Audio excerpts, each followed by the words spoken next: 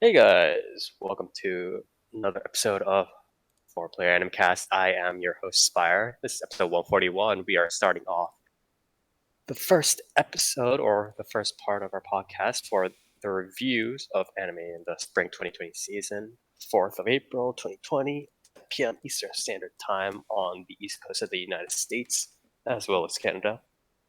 And I'm joined, of course, in this social distancing world that we all live in by my friends and compatriots and people who are definitely more than 6 feet away from me. Dark. Hey, how you doing? Neer. How is it in New York, Dark? The epicenter of Bad. yeah. Yeah, it's not good. Toast, what about you? What? Toast, hey, what's Oh, up? Okay. And Neer. hi, yeah, hi. Hi. So we're all gathered here today again with our social distancing tools, aka just online over the internet, and we're going to be talking about a couple of series again.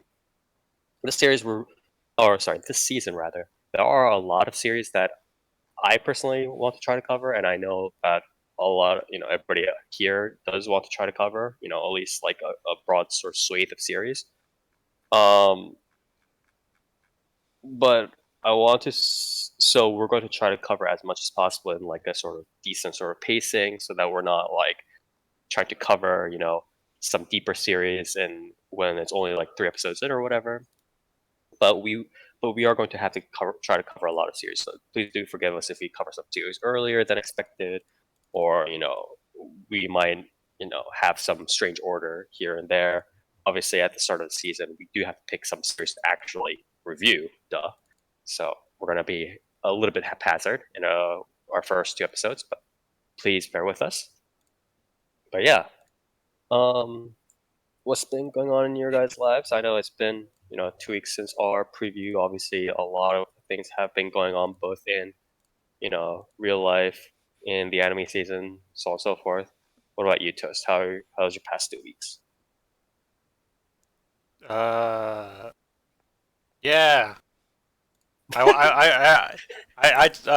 heard Watame sing the Chobits opening like a couple hours ago, or was it earlier? Like I don't know. Yesterday, I sure. Okay. So I was Yeah. like, all right, I guess I'm watching Chobits, so I watched Chobits. Okay, that's a little bit weird, but sure. Okay. That's it. Okay. Um, that's pretty good. And again, you'll be covering one of the series that's come up this season, Near. Um, you know, we live in a timeline, right? Um, Society. Society, yeah, yes. we do. I don't know. I've been playing it's weird. I've been playing a lot of Assassin's Creed in the modern year. Um, Assassin's Creed Odyssey went on sale like last week, and I picked it up, and it's pretty fun. And me and Dark have been playing Call of Duty Warzones. Nice, right, uh, right. in the current Uh, year. in the Um, current year. so kind of a weird timeline to be living in where I'm playing Assassin's Creed and Call of Duty in 2020. But other than that, the new Shadowverse card pack came out, Is and it anime related? no, Oh, it's related to the Shadowverse story. The one that's not getting adapted. There's Um, also been in the past couple of weeks, or a little bit before that, the Idolmaster Cinderella Girls stuff. Yeah, those came out. Yes. I'm very tempted to buy the Kome? Junisaka Kome leader. Yes. Have you Fucking seen her? that, Did you dude. I see her want. evolution animation?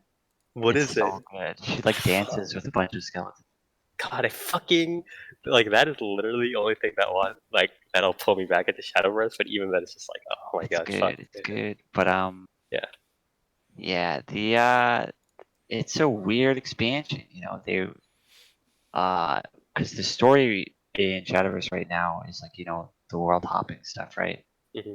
And the way it was set up is like half of the cast went to one world, which was like this, advanced like sci-fi world with full of robots, and this one dude's trying to like make slaves out of everybody, and it's like the uprising of the robots, right? And that was the Steel Rebellion card pack, and that was the introduction of the Machina trait, a bunch of robots and shit.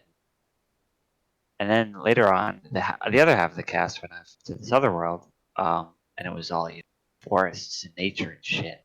Mm-hmm. And that was the introduction of the Natura trait, right? And this card pack is story related because both of those worlds are clashing and going like to war with each other.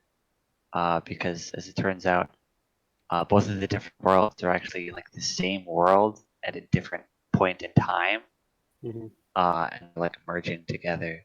Right. And they gotta fight the bad guy and stuff. And so this card pack is like combining both of those traits. So there's a lot of cards that have both the Machina and the Natura traits.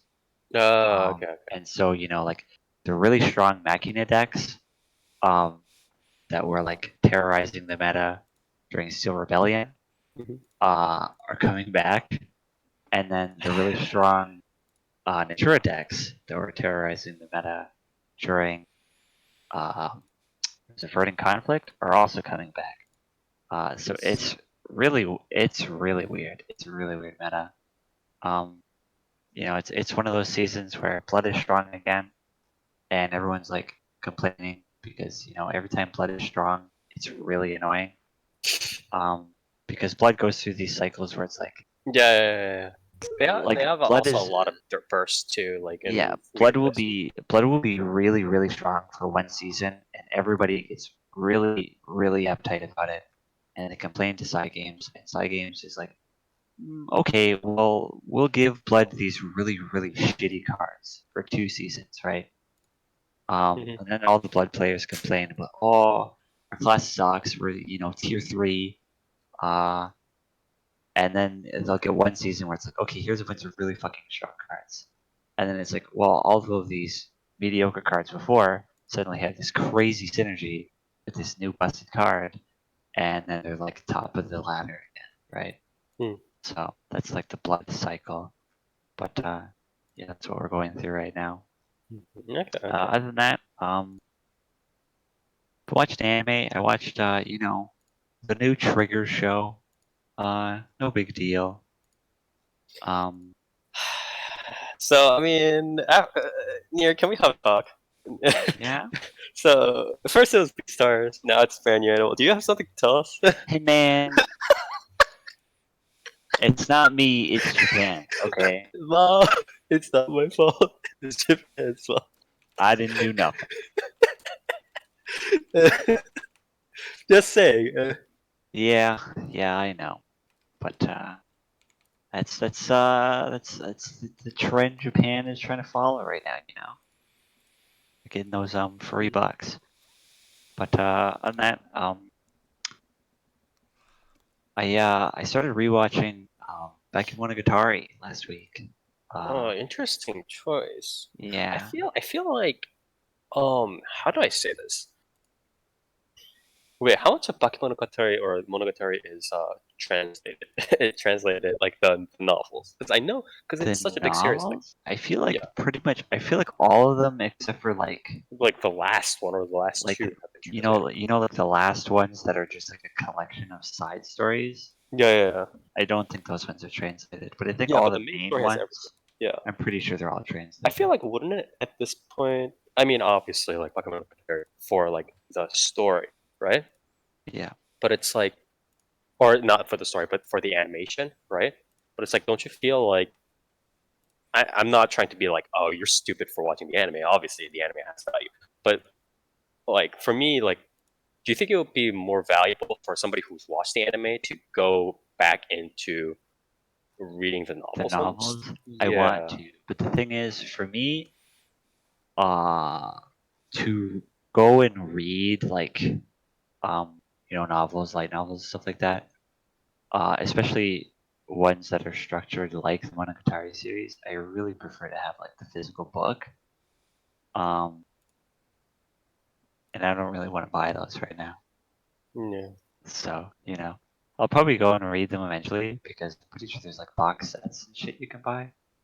But yeah, I really prefer just having like the book in my hand when I'm reading it. Mhm.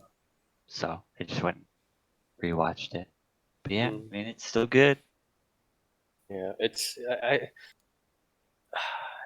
like, especially who was it? I know Akio Watanabe, right? Akio Watanabe is the name. Watanabe Akio is the artist's Yeah. name, right? Pretty sure, yeah. Watanabe is like, the art that he draws is like so timeless. I don't know how to describe it. It's like, it's very Yeah. like, it's like it's like it's hard to describe because it's like, for instance, like with like key art, for instance, right? Like with visual novels and stuff like that, right? You can see kind of like, it sounds bad, but you can see how it's like the datedness, Yeah, right? you From can basically from like the when you canon and the air days all yeah, the when way you to look like, at key art, you can be like, yeah. I know when this was made.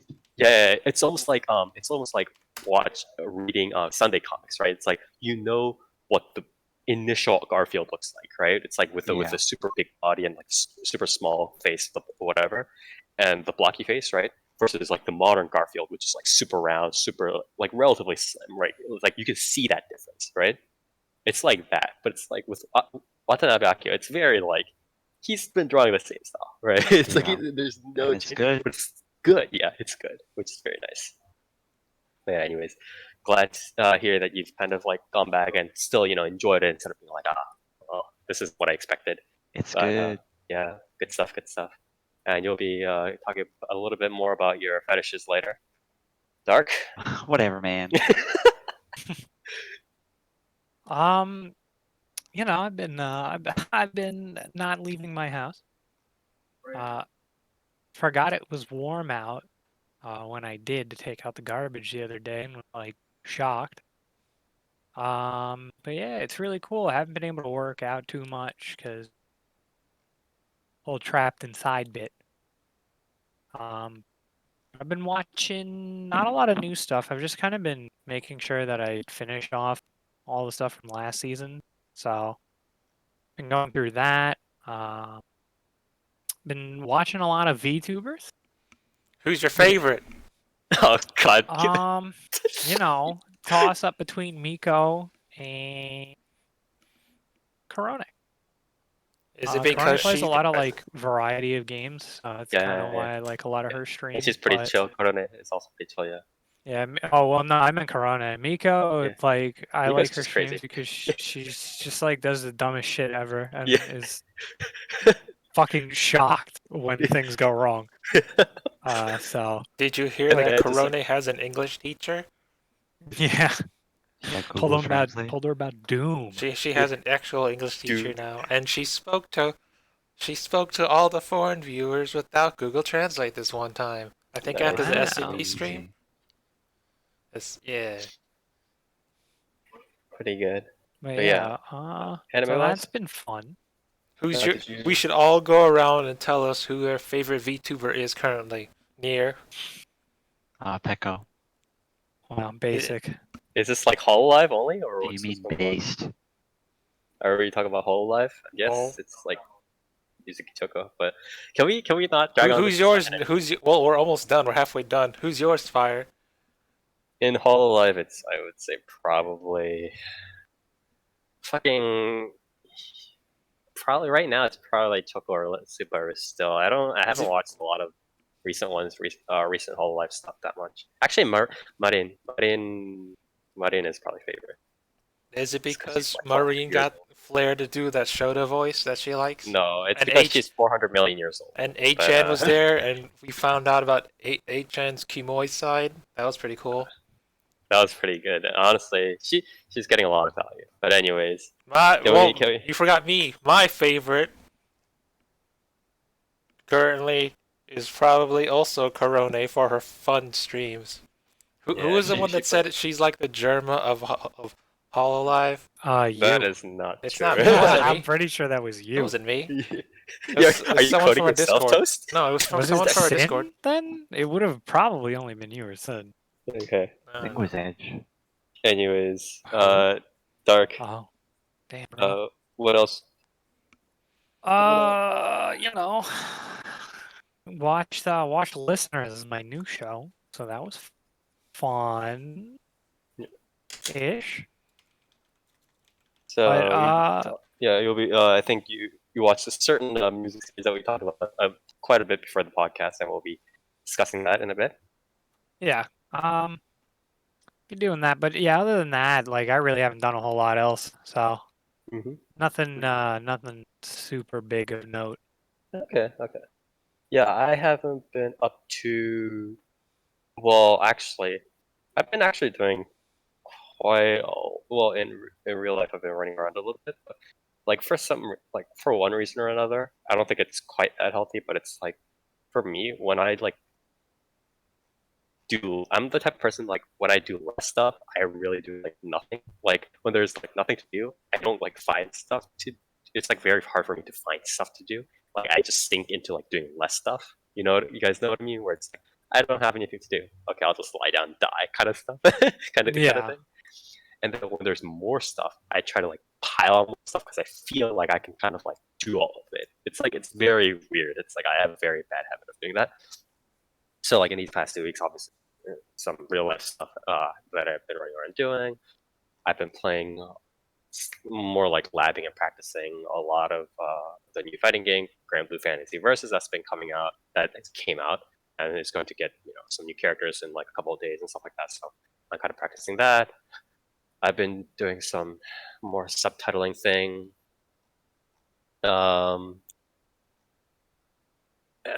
Or subtitling virtual YouTuber stuff. I do that from time to time. And then I obviously watched some anime, and I also finished not a recent visual novel, but 1 or 2 years back.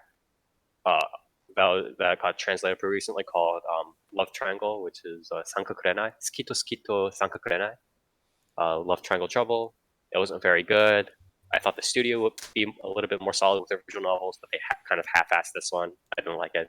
And I started a little bit on Maitetsu, which is like a Japanese like anthropomorphized train visual novel thing. I don't know what the hell it is, but it's like train girls. But I'm gonna start a little bit on that. This is quite popular both in Japan and overseas fans. So I've been dipping my hands here and there, dipping my fingers rather, in a lot of different jars, seeing how it is. What about Magicoy, dude? Don't you mean Love Don't Me remind me of that, 'cause Seriously? I have that. I have it. I have it in my fucking log, but I haven't read it yet. So the reason why we talk about Machiko is that A3, baby. Nikoi Shinasai is a visual novel sort of franchise. It has a side spin-off, like not side story, but it's like fan discs in a sense, right? And called Machite Watashi Nikoi Shinasai, or Love Me Seriously, Oh Samurai Girls, or whatever the localized name is. It has 5 different fan discs. Each of them have like side heroines or like an after story or whatever stuff in it, so goodies that everybody wants to kind of view. And the third disc specifically has a couple of girls that have, are interesting characters, but one of them has a very, very famous voice actor. What's the anime called again? It's like Oh Samurai Girls, or that's how the localization is, I guess. But anyways, one of the voice actors is very, very famous. Her name, or the voice actor behind Lee, right? Is a voice actor called Imai Asami, or Asami Imai, or I guess Imai Asami, because Imai is her last name. But she also is very famous for voicing Chris in Steins Gate, as well as Chihaya Kisaragi in The Idolmaster, so on and so forth. Very, very big role, a lot of big roles. You forgot that she's noir. And Yes. No, you're right. Yeah, exactly. Nora and Neptunia, a lot of big roles.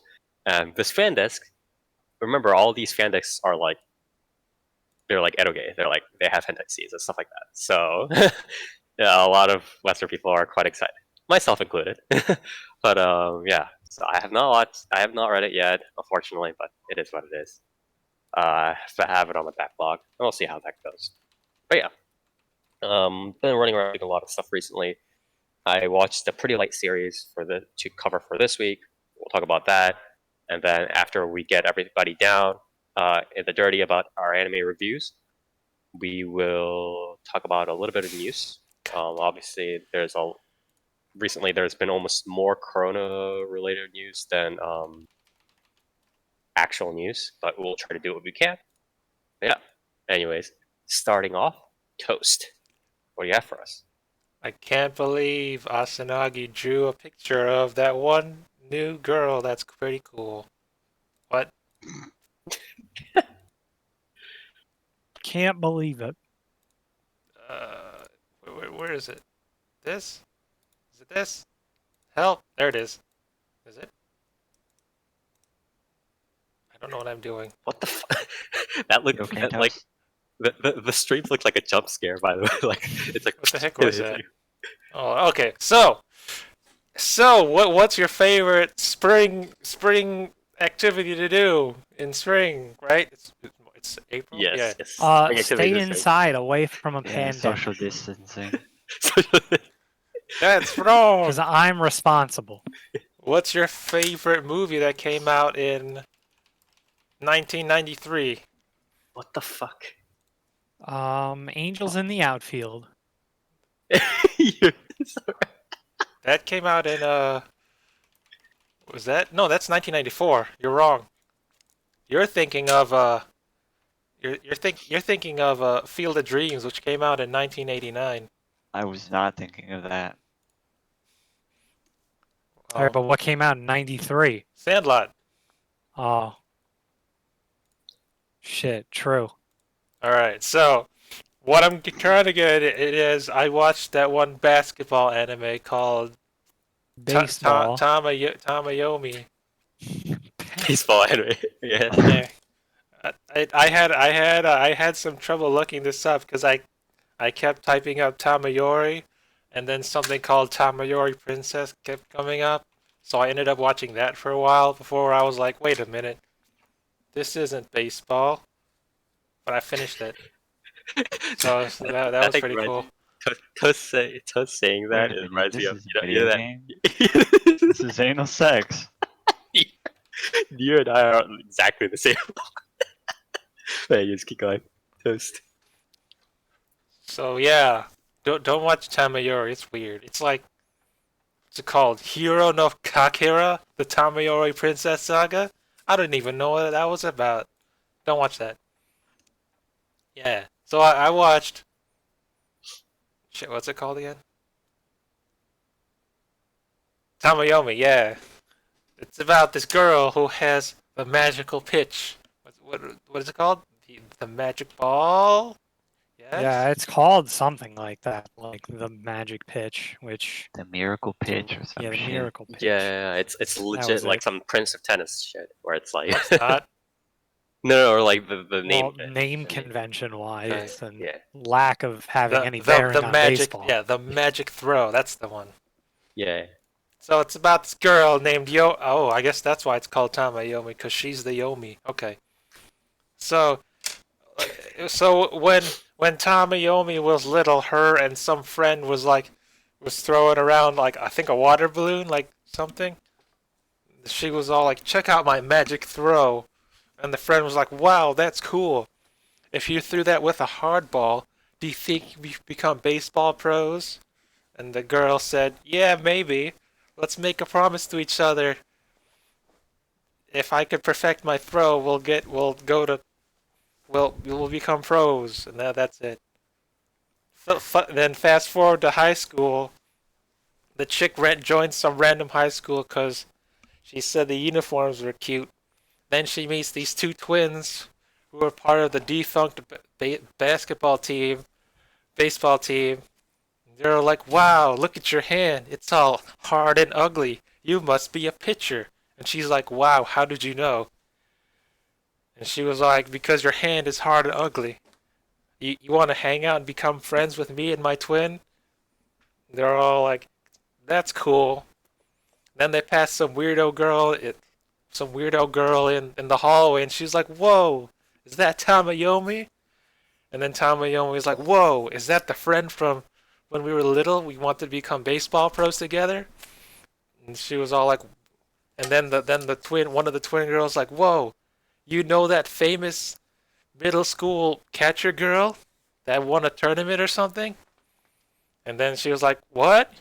You won a tournament, but Tamayomi's team, we lost in the first round because apparently, even though Tamayomi is really good and practiced hard, her team just sucked. Okay. Sucked super hard. They were all like, stop throwing that weird pitch. I can't catch the ball. Like, we're not taking baseball as seriously as you. Stop it. And she was like, oh. So she sealed her magic throw for 3 years because of Okay. 3 years for And middle then- school. Well, until she gets into high school and then she meets the girl or whatever, right? It's the whole point.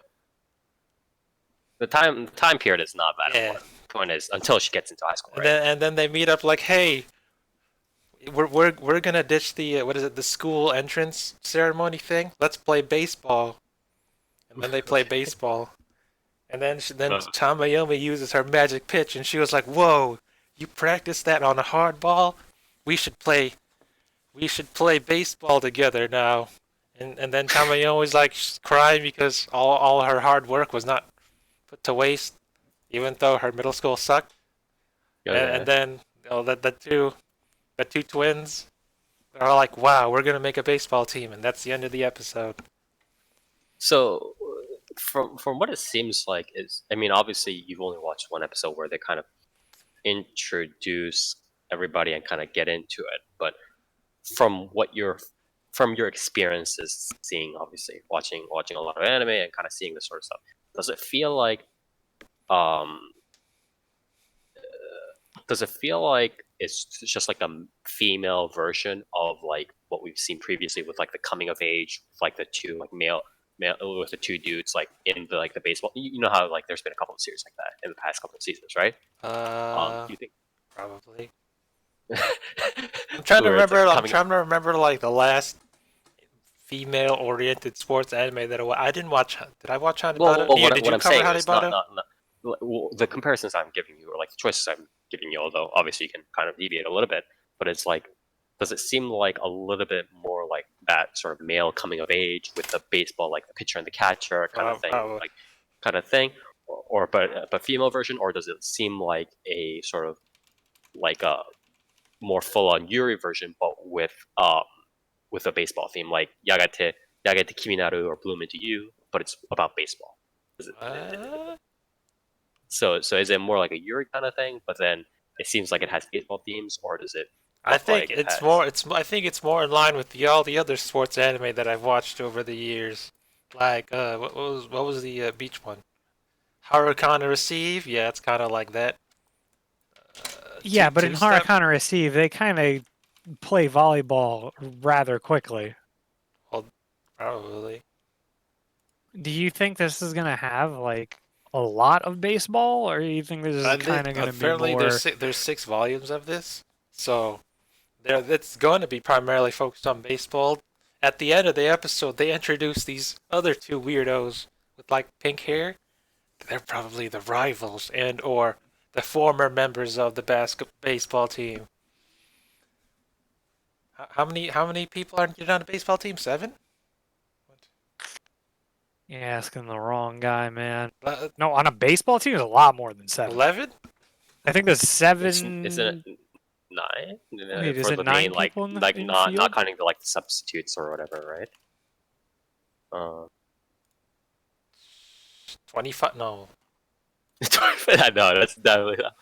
Yeah, 25 doesn't sound right. I don't think you can have 25 people on a baseball team. Yeah, it's 9. 1, 2, 3. nine. Oh, okay. It says 9, apparently. Okay, there's 9 positions, so I guess Okay. 9. I'm glad I have my baseball hat on straight. But, yeah, Oh, well, excuse me. I don't. Like I'm saying, it reminds me much of the other sports anime that I've watched: Harukan Receive, Two Step, Kapeta. What about Two Car? Oh, yeah, that's the one I mean. Two Car, yeah. Why am I Oh, calling really? it Two Step? Yeah. Alright. I think I'm confusing that with Ippo. What? What does that mean? Yeah, well, Two-Car and Hippo are pretty similar. Hajime no really Ippo means boil the it down. first step, Spire. Don't you know Yeah, Japanese? but Two Car is literally about two car, like two car. Well, that's what I'm saying. I got the two part right, but I'm reading Ippo right now, so I'm thinking of Ippo.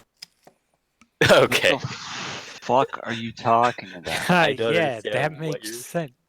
Neer, have you not read the newest chapter of Ippo? I am. It's pretty cool. Yeah, there's the two-car racing in it. Pretty Yeah, sick, and dude. there's basketball. Well, The Hippo jumps out of the fucking car and punches a guy. you're thinking of Oh. Redline. But yeah, there was. I don't know if that also, happens in Redline, bro.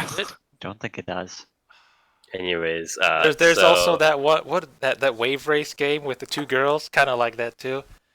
I don't know. It's So you think this is going to be more focused on their friendship than baseball, or do you think it's going to actually? So far, all the baseball knowledge I heard of is hardball and the magic throw.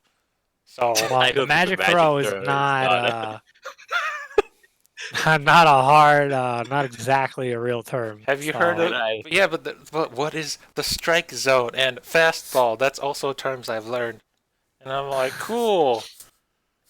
So yeah, What is fastball? True. it's probably gonna be, the friendship between Yomi and her childhood friend, the two sisters. I don't know, some other chicks, I guess. Oh my god. Ah. Anyways, Sure, it's all right. I don't. I'm not hating it so far. How are the visuals? They're fine. How do They're you feel about legs, bro? yeah. You see those legs? Dang, you can tell she's worked hard. she Those can do some past squat. 3 years, 2 years, 2 years in middle school. Tell us she's worked hard for 3 whole years. Because the Yeah, anyways, any last- the most important muscles you need in baseball are the legs. The leg. For- Yes, for- the entire leg muscle. I Do don't- not need your arms at all. Yeah, all your arms is they just hold the ball in place and you let go. You're right. True. What? Those legs. It's not too far. True. You see, if Just- leg muscles weren't so important, then how did that one kid she run away just- from the She beast? just spins really fast, and then she It's like- lets go and lets the fucking What's the momentum what's the, carry the ball. Wait, what's the fucking Olympic sport where is it like discus or whatever? Shot where put? they have to Yeah, the shot put. Yeah, it's like shot put. Where some pitches- you see a baseball pitcher just like spinning around like a shot put play. Person like it's like Spire, why do you think baseball pitchers lift their leg into the air before they throw? That's to borrow the power of the earth that they. the power of the earth. I don't think that's What? we're slowly going into elements now.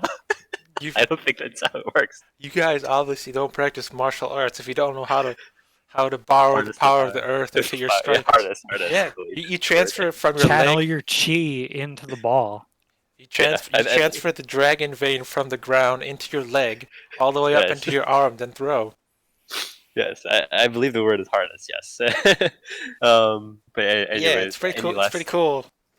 Any last words? It's I- pretty cool. I'll watch it. Why not? I don't know Well, anything about baseball. Okay. I Alright. like The Sandlot. Why not? Angels in the Alright. Outfield, classic Disney movies. Okay. What was that one? What was that one Disney movie with the dude that was in Tokyo Drift, but he had a horse, and he had to travel the horse all across the world or something? What? I don't even know, dude. What? You don't remember the movie where who's the guy? in You Tokyo don't Drift? remember the You one with the horse and You Tokyo don't remember Drift? a movie that I don't even know the fucking title of? What? What's that guy's name? No. I don't know. Lucas Black. Oh no, it's called Flash. Thank you, Google. Oh, Do you remember that movie now? No. Here, let me link it in chat. There you go. It's about the guy from Tokyo Drift, and he had a horse named Flash, and he wanted to win a race. So he brought the horse across country to win the race, and then he got arrested. But then Why does that they gave the remind you horse of a back to him. baseball ad? Huh? It's also not across the world.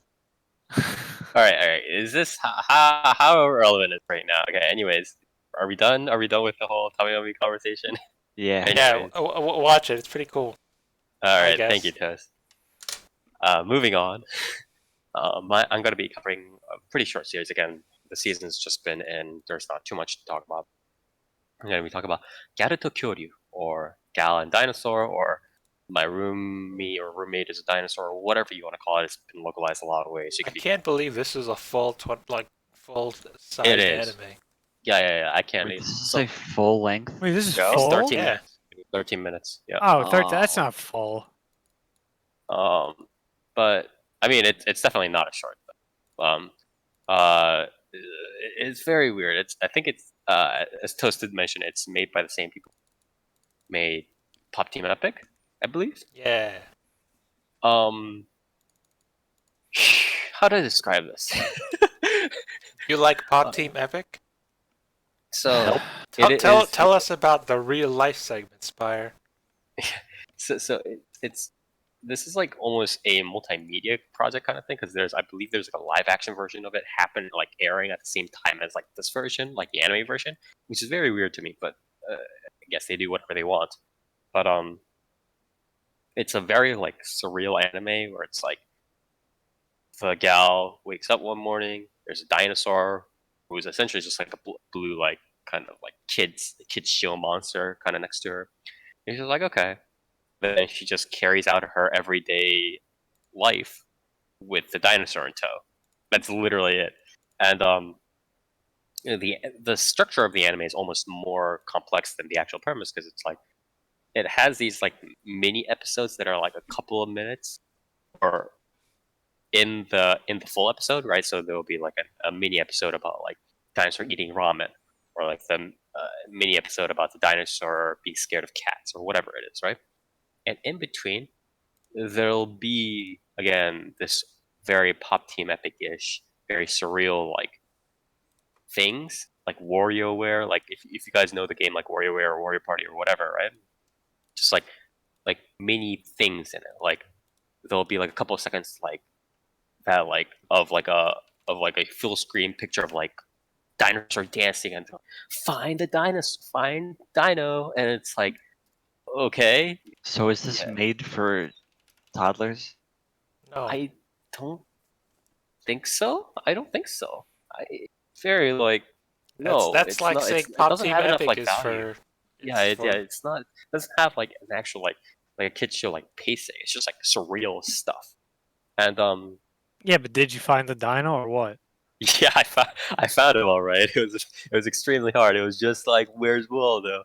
But anyway, yeah, it was whatever. But and then there's like another part where it's literally just like 10, 15, 20 seconds, maybe more, of like the dinosaur just waiting for his ramen to cool down. It is literally just that. There's no like thing going on. There's no story, anything. It's just like whatever, like just him waiting for the ramen to cool down. The gal calls him over. It's like, hey, come over to the kitchen. And then and then the ramen finishes cooking. And then, yeah, it's like 2 minutes or some shit. It's Damn, just like the Evangelion elevator scene. yeah, and then the ramen classic. finishes, and then it's like, oh, time to go on to the next, part, the mini episode. I'm just like, okay, so that's sort of it. I haven't seen it yet, but it plays out in short segments, right? Like there's this one segment. Yes, again, as I said, there'll be like this mini episode where it is literally just like Gal and the Dino living together, doing stuff, right?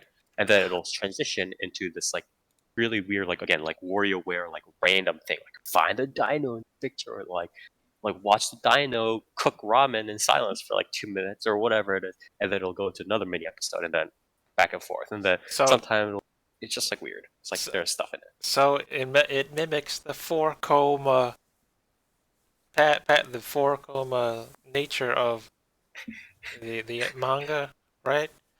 You know what? I'm just gonna ask. In a Tell sense, me I about the guess. live action dinosaur because I haven't seen it yet. I've seen the live action girl, but I not the live action I dinosaur. haven't seen I haven't seen it either because all I've seen is like the preview kind of. But um, what it seems like it might have more of the sort of it might be a little bit more heavy on the actual like mini episodes, like the daily life of the gal and the dinosaur, and obviously much less heavy on like the little like less like mini games that they have in between, right? Um, it'll probably be a little bit more like surreal drama kind of thing. The so that being said, I should kind of wrap up on my thoughts on this, but I my thoughts on this are like it's not. I'm not gonna be like, oh, I watched Hockey Epic, I hate it. These are the same guys I hate it. It's like I don't hate it. Like Pop Team Epic, there was something to hate because it's just like, oh, you like memes and like you like just getting meme stuff down your throat with stupid shit. It's like fuck you, like eat this meme. I'm just like, all right, can we stop? So that's why I hated Pop Team. But this sort of surrealism, I don't hate it, but I don't really like. How do I say that? So it's like it kind of. I'm not a big fan of like commercial sort of Jackson Pollock paintings or like commercial Dadaism. Do you guys get what I'm saying here? No, No. elaborate. I That's don't know too who big Jackson brain for Pollock me, is. buddy. Yeah. We don't have the yeah, art gene inspired. so, We weren't so born in 1912. Dark might know a little bit more about what I'm talking about, but it's like I'm not like it's not like I hate Jackson Pollock paintings, like or like when people they just throw stuff, right? I'm not like it's like fucking that's like pointless or whatever. But when it's being sold to me, or like obviously if it's like an anime, especially, right? Like not all anime necessarily has like there are definitely people who are into anime and making anime a lot for the art, right? Um, obviously stuff like Violet Evan or so on and so forth, right? It's like people aren't just like making Violet prettier to sell her like a tiny bit more, right? It's like they actually really like they It says put their you. passion. Yes, sorry, every part of it is corporate greed. But anyways, the point is like there are people that do it for a lot of passion, right?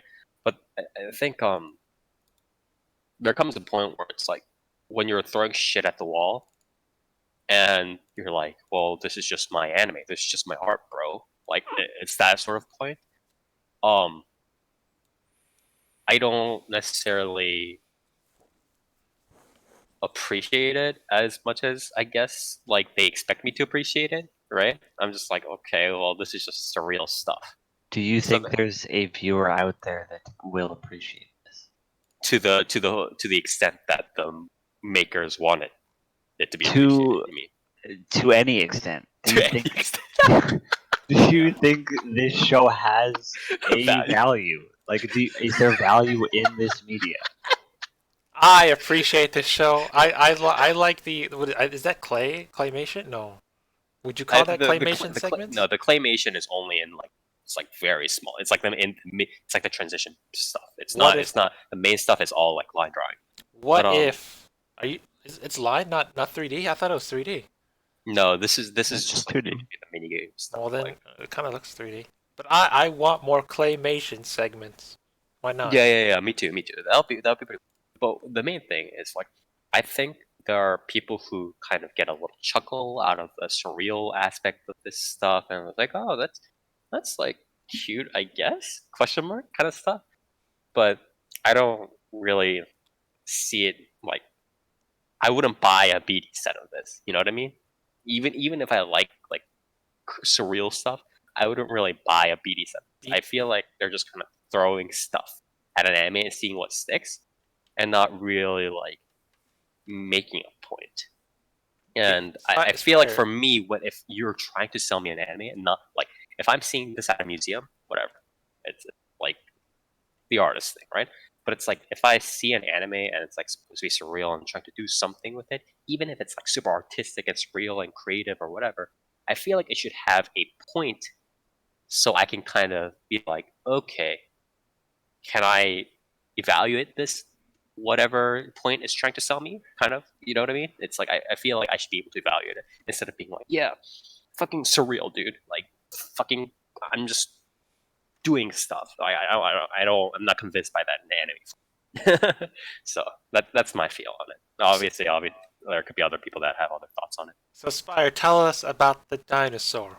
What are his origins and his motives? There's no explanation. It's all surreal, dude. He's just like, Gal wakes why up doesn't and he there's talk? a dinosaur next to it. That's literally how this is.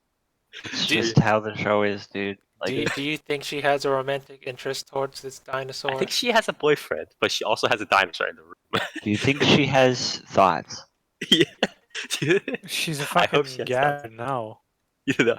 How Man. would she win in a fight against other Gyarus? Because since Other, is I it thought you were Gyaru or about to Gal? ask me about. You can say both. Gal is the Yes, localization. Spire. What would you rate her on your Gal scale? Let's say that. Pretty standard gal. I don't know what else to Which, say. like, okay, 1 to 10. Who's a 1 and who's a 10? Is Gal Gohan a 1? I think she's like a 1. And 10 is like, what is it? What's the name of it? Black Gakko thing? I That's a would 10, say right? probably a 1. Yeah, if it's that sort of scale, a 1. When's the Black Gakko school anime? I want that.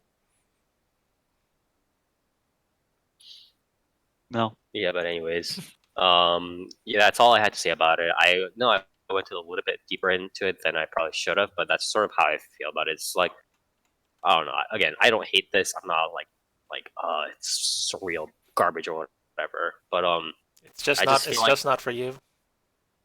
yeah, it's not from me, and because I feel like it just doesn't have a point. And I feel like if you have an anime, especially if you're trying to sell said anime, you should probably have a point. That would be nice. So, But yeah. so would you rather watch this or Pop Team Epic? This by a long shot, because this doesn't like push stuff into my face. It's like this thing is like pretty chill. It's just very surreal. It's like wherever. Talking about it's just like memes. Here it is. Fuck your memes. And I stuff. love memes. Oh my god, this. Like, yeah, Okay. anyway. Let me ask you. Let me ask you again. This time with different context. Yeah. In this, how do I get around? In this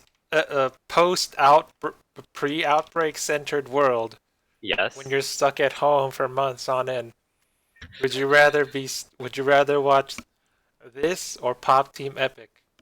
I mean, Pop Team Epic In probably what has better scenario do rewatchability. you I don't think think he there- would I don't want think to there is- watch Pop Team Epic? Yeah, I don't think there's any scenario you could think of other than putting a fucking gun to his head that he would rather watch Pop Team Epic Toast. But doesn't If- Pop if- Team if- Epic if- have if more I was- budget? If I was on a deserted island and I had to choose one, then maybe the Pop Team. I agree the Pop Team Epic probably has more rewatchability, but I disagree with the format that it's trying to Yeah. push. For me. You know what I can mean? watch That's- Pop Team. You have. What is it? What did that one guy on Reddit say? You have to watch Pop Team Epic at least twice in order to fully understand it. It's like some good morning meme shit. Yeah, it's That's is a it? really high IQ No, no, to no, understand it's, the review. If there is a human being out there that has to watch Pop Team Epic 2 times to comprehend what is going on, I am really, really worried for the mental faculties of that human being. Because there's two versions of Pop Team Epic, right? The male voices and the female voices. Yeah, I know. You I need know. both to fully comprehend the memes. Yeah, fully comprehend the plot and premise. Yes, I understand. Gee. Anyways, that's pretty much all I had. Yeah, I'll watch it later. It came out today, right? Yes, Yeah, and so there's I also haven't watched live it yet. action also came out today apparently. Wait, I there's don't know where that there's is. two versions. Yeah, that's what I said at the beginning. There's an anime version and a live action version coming out this day. So we do have to watch this twice. Oh boy! All right, I'm in. I don't think that's how. All right, I'm Anyways.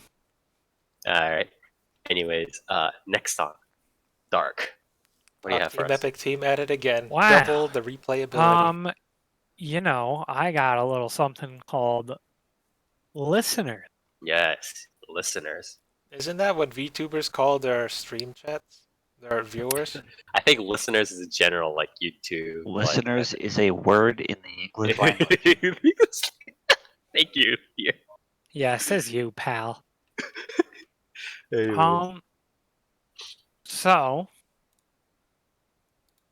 you know, it's a show. It's set in a world where the concept of music ceases to exist. That's not true, as a matter of fact. I don't know why this show was described as that. That is not at all what this show is. Music has not ceased to exist whatsoever. It's kind of just like it's like it has music as like the theme, but then it just like there are just like it's like dystopia, and then there's music by the way. It's like that's sort of how it is, I think. I guess, but it's more of just like it's set in so basically the world like it opens where the main character he's in like a scrapyard, right? He's in a city that got destroyed and it's just all a bunch of scrap. Then after that, like there's like a mayor who's basically just like a fucking slave driver who hates like these things called listeners. I hate music. Is he one of those old men? No, he's not even really like I hate music. He just doesn't like listeners because he thinks they brought cataclysm. The power Like of they music brought a cataclysm? Not really, because there's these things called the earless, which are just like weird shadow bat-looking things.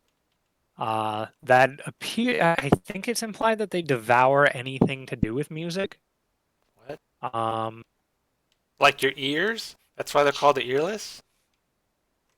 Yeah, I guess. And then, yeah, so they devour like anything to do with music, I think. And then you use giant mechs called gears that plug into a player, which is what like the main girl is, that have, well, I guess they're like cyborgs or something that have audio jacks on them.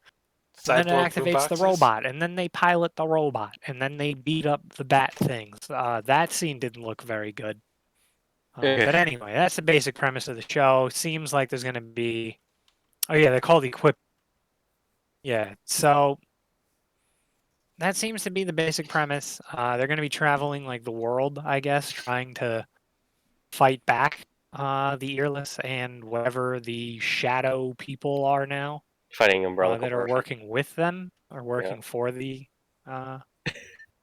thing. But yeah, so that appears to be the basic gimmick here. How many episodes are out?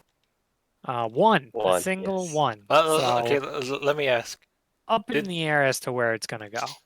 Is there one cool song at the end, like a musical type song? Not really. I mean, when they Oh. fight, there's a new rock song in, but it's not really like anything Is super of it note. like an insert song? Yeah. No, Or is it just an it's not. instrumental? It's just an instrumental. Oh. Which was weird. Because and the other strange part is that I would argue was the weakest part, like the weakest song in the entire like episode soundtrack. I think was the fight song. I think all the other background music tracks were really good, and then that song came on, and I was like, "This is kind of bland, but all right." The fight was not good. The audio visuals on the fight were bad. The CG itself isn't bad, right? It's just the fight itself was not good. Like it wasn't was well very. paced. It wasn't. It was very like again. I mentioned Dark. It was like 2012, kind of like Rinda Lagrange levels, like just kind of like, oh, I'm gonna. Yeah, they swing just this. like the robot basically just explodes 4 times into energy and then like wins. The final explosion, there's like another shot of it that looks really cool. And the backgrounds are really nice, I would say. There's also some like pretty interesting styles, like almost like I would say, I guess, old album art almost for the like flashback slash what do you call that, exposition points that they do. So I hope that whenever they have like any sort of flashback of exposition, they go to that style. That would be really nice to see more of that. That was cool. The general audio visuals I think are pretty good, like in commerce scenes. Yes, yes. The audio especially is pretty good. So it's kind of up to seeing like if, well, not even if, multiple mechs will fight because there's like evil mechs or some shit in the next episode. So that's gonna, I guess, be kind of where we see how exactly it's gonna go. Hopefully there's better songs for when they fight other than that, because Mappa not having that is kind of weird. Yeah. Do little you strange. think this is gonna be like the new the new troll movie that's coming out? Shut up! It's not gonna. I fucking hate that you even brought. No, it's not gonna be like that. It's You not gonna know be about the new the troll. music coming back, bro. The Yeah, the new music's troll music already where there's there. like 5 different tribes of trolls. One's, there's jazz, western, pop, something, and then the The evil fact ones that are this rock. is as accurate as a fucking analogy as it is kind of pissing me off. Wait, what is he talking about? Pretty close. The new Trolls new movie is Trolls like they movie. fucking steal their music or something, and then they have to like get it What? back. The fuck? Yeah, Yeah. because trolls are all about music, right? They are, bro. Like T-Pain, I think, was in the second one. Oh, fuck off. He was like a bedazzled fucking troll Fuck off. with auto-tune. Yeah, the Weird. I don't diamond know who's troll. acting. Yeah. Justin my- Timberlake. Fuck, he's right. Justin Timberlake's in that too. It's got like a new. They're so cursed. I'm like listening to the radio. It's complete tangent. Listening to the radio, and it's like, yeah, and here's Justin Timberlake's new single as featured in the Trolls movie. Like, shut the fuck up. Like, I don't want to hear this. It's a pretty decent song. It's just like the fact that you have to line that up with featured in the Trolls movie. Like, oh shit. But yeah, so no, I don't think it's gonna be more about. I don't think the story is really gonna be about them like having music being gone. I think it's gonna be more about essentially like bringing music back in the sense of beating the Fearless back Well, and what I- finding what I out why the Fearless are like, or the Earless rather, are like devouring. I think just general expression. Because that's what it made it seem like. Like their town was a junk pile where everyone just picked up scraps, but they were Well- never attacked by the earless Yeah, and because I no feel like- one was doing anything. I feel like a lot of this stuff is kind of gonna be like just like the battle. I mean, obviously, The battle of the like, bands. whatever like stuff. I don't think like, so. I think that'll be like regular battles, but it's like outside of that, they're gonna be kind of like. It almost gives me like what I don't know. Like obviously, this is just like one episode, but I feel like they're gonna do something weird like Carol and Tuesday, where it's like they're gonna try to bring in a lot of like random music kind of stuff. I don't know. Like that would be a cool way Yeah, to do it. I mean, I But think it's I like, think I don't they're know if gonna they will. eventually have to meet others in their travels or something and team up and fight. Well, Because I think the implication- important thing is the music, right? No, Yeah, is it yeah. Well, the music or he the mentions that one of them is a one of the players in like this players magazine he has is like a country music player. Like that's her theme is country music. So I guess we'll see what that's about. I will say this, thinking about it now, I'm kind of terrified as to what Japan considers country music. And figuring out what that's all about. You wear a because cowboy hat? that no, reminds I me. think her mech's like pink. It's weird. Fuck, dude, that reminds me of a what is it like Like a Chinese Diva? no, I recently like literally just like a couple days ago I was looking at this video of this like I think a Chinese immigrant or whatever who like went to Texas. No, it wasn't even Texas. I think like he Did like you just read the Rawhide Kobayashi fucking meme? Is that what you're no. thinking of? It wasn't it. He didn't even go to Texas. He stayed in China, and then he became a cowboy, and he learned a Southern accent by like watching Western films, or something Oh like my that. god. Like that's what That literally Rawhide What a legend. Kobayashi. yeah. That's sort of like that. I don't know. Like fucking. I feel like I mean, we'll see, right? Like, it's. I don't know. There's a lot up in the air, right? Because we haven't seen a mech versus mech fight, and I think like Mappa does whack shit quite a bit. But I never really I never really expected something to have like from that to have this like kind of piss poor of a first fight, right? Because Mappa Maybe. Mappa might have like to me, I always think Mappa kind of has at least decent fights, but the problem with their stuff that I have Well, a they're lot is good. like their character design. I think is They're ass good in a lot fights. of stuff. Their fights are good when they were 2D though, right? Or like at least when it wasn't full, obviously, like relying on CG, right? Yeah, some what's it called? Most How of much CG. of like stuff like Dororo and like I mean I know Bandit Well, Singer yeah, Beast. Dororo. What's it Dororo and called Bandit though? Singer Beast. Garo was pretty much Oh yeah. entirely CG, and that had some pretty good fights. Though to be Well, fair, wait. Garo also had a really bad fight on like episode 2 or 3. You couldn't even follow the character. Last season they did Dorohedoro, right? Which was CG, I believe. It did. They did Yeah. that. Oof. Yeah, Never they did. mind. That I was take it all This is why back. this happened. Right, yeah, okay. This could explain a lot. But I mean, Mappa's also done stuff like Ajin, which has Yeah. fantastic action, and it's completely CG. Yeah. I Um, don't know so I what's don't- happening, honestly. Yeah, I'm not really sure what the deal is with Who was episode that 1, so we're gonna have to see more about that. Actually, I Ajin want to wasn't. say the Ajin director wasn't. for this is the director of Ajin too. Oh, I think. Okay.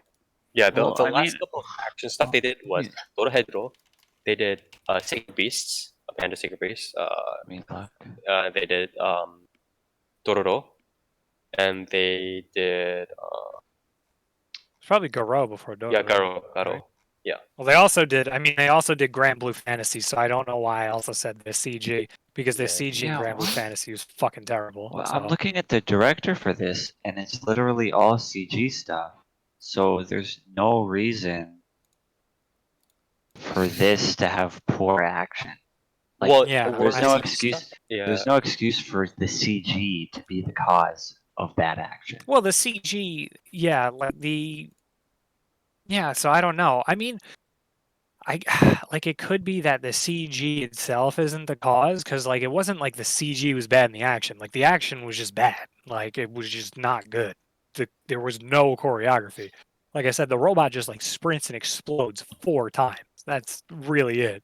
Yeah. Right. So Yeah, I don't know what's going on here. it's I just think gonna be kind of make or break it. I guess is gonna be when we see the Mechs fight, which should be the next episode or the one after that.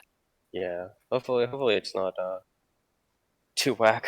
But, Yeah, I mean, this could go either way, really, because especially like the downtime, sort of like not even really downtime. Like the slower parts are really good. I think.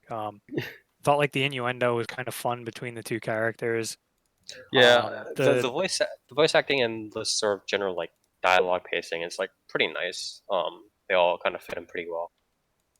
yeah, and like the visuals during those moments, I think are fine, and 2 points where they have really nice backgrounds, just more standout like scenes like with the flashbacks and stuff. So. Right. It really can go either way for a bit. So I think by episode 3 we'll really know which way it's gonna go, though. Right. Yeah. Any last words? Yeah. I wouldn't really recommend checking it out yet. I mean, you could, but like just have it in the back of your mind that you could be in for something that's just gonna fall apart like in 2 episodes. Or So you could watch something better that's musically related, like yeah. Yeah. Like Hibiki Euphonium. yeah, or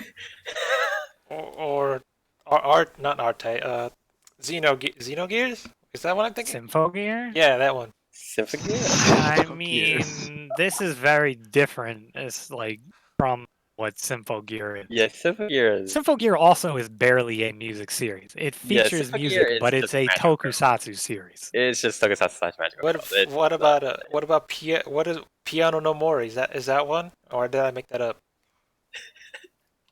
I think that's one, right? That is a music series. Yeah. Or so it sounds Yeah. like they won't have one new insert song per episode. That's kind of disappointing.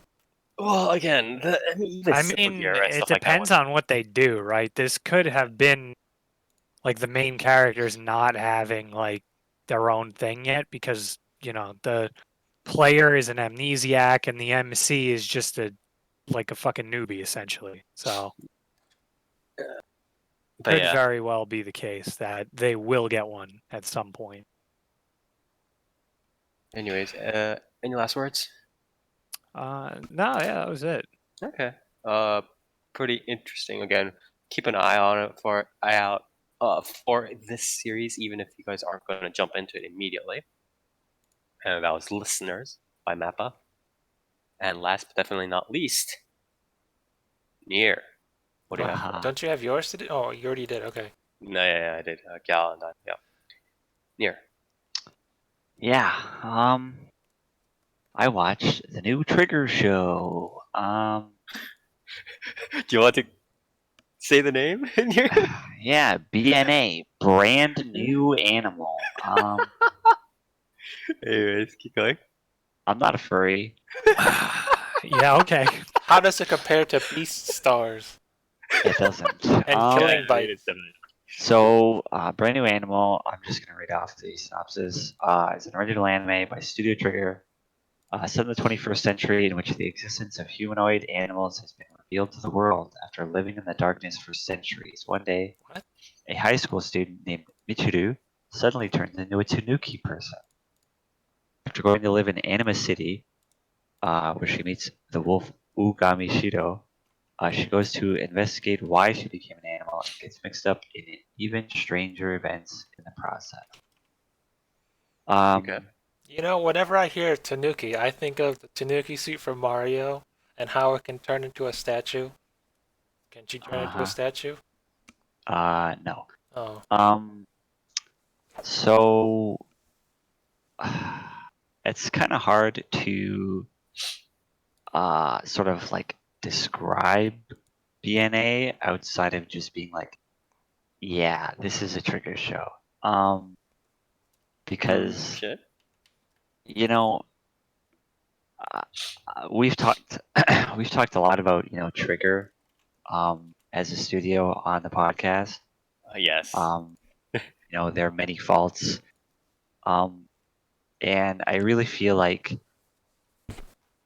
being a Trigger show is like a blessing and a curse, right? It's a Because- lighthouse in the distance. Yeah, it's like you have the Studio Trigger label on the show, right? Mhm. And like just having that, it's going to it's going to be popular, right? It's probably going to be 9 times out of 10, it's going to be like the most popular original series that season, right? Yeah. And I'm pretty sure this one like already is, even though It's it, gonna be on tweeters. technically hasn't aired yet. Yes. But I watched 4 out of the 6 episodes that pre-released, and I will say I was really impressed by like the visual presentation of the show in the first like 2 episodes. The animation was really solid. Mhm. For a Trigger series, it obviously has a lot of those moments where it's like, here's this still shot for 4 seconds, right? If we do have to say one thing, I don't think Trigger ever has had a bad first episode, right? Have they ever had like a bad where you're like first episode, no, fuck this shit. They don't have. They've never had that. Like they've always come out of the gates at least, and then they fall over something like in the bar. But you know what I mean. Yeah, that's the thing, right? Because like even Kisniver, like the first episode was good. It was interesting. Yes. You could see in the first episode like where Kisniver was going to go wrong. But the first episode was solid, right? It was well directed. It was visually interesting. It presented the characters in a decent way, despite the fact that there was way too many of them. Mm-hmm. But yeah, I mean, Trigger, they do good first episodes, right? And for BNA, even the second episode was pretty good. But the series starts off with the main character. She smuggles herself into the city, which is the city that's basically made exclusively for beast people.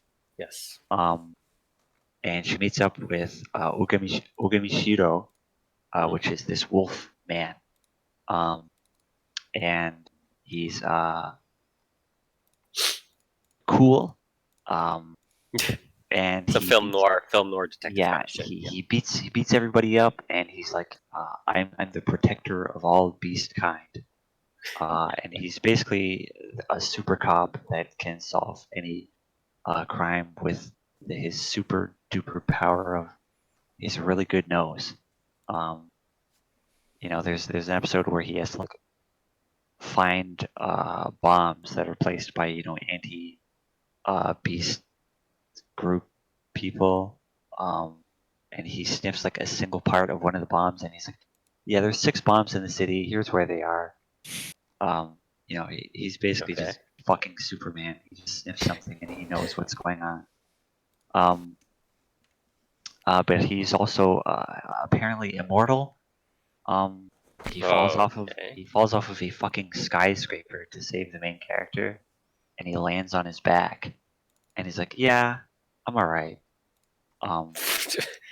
But Bro, he's a wolf. What do you mean? other than that, there's the main character, which is a human turned Tanuki girl.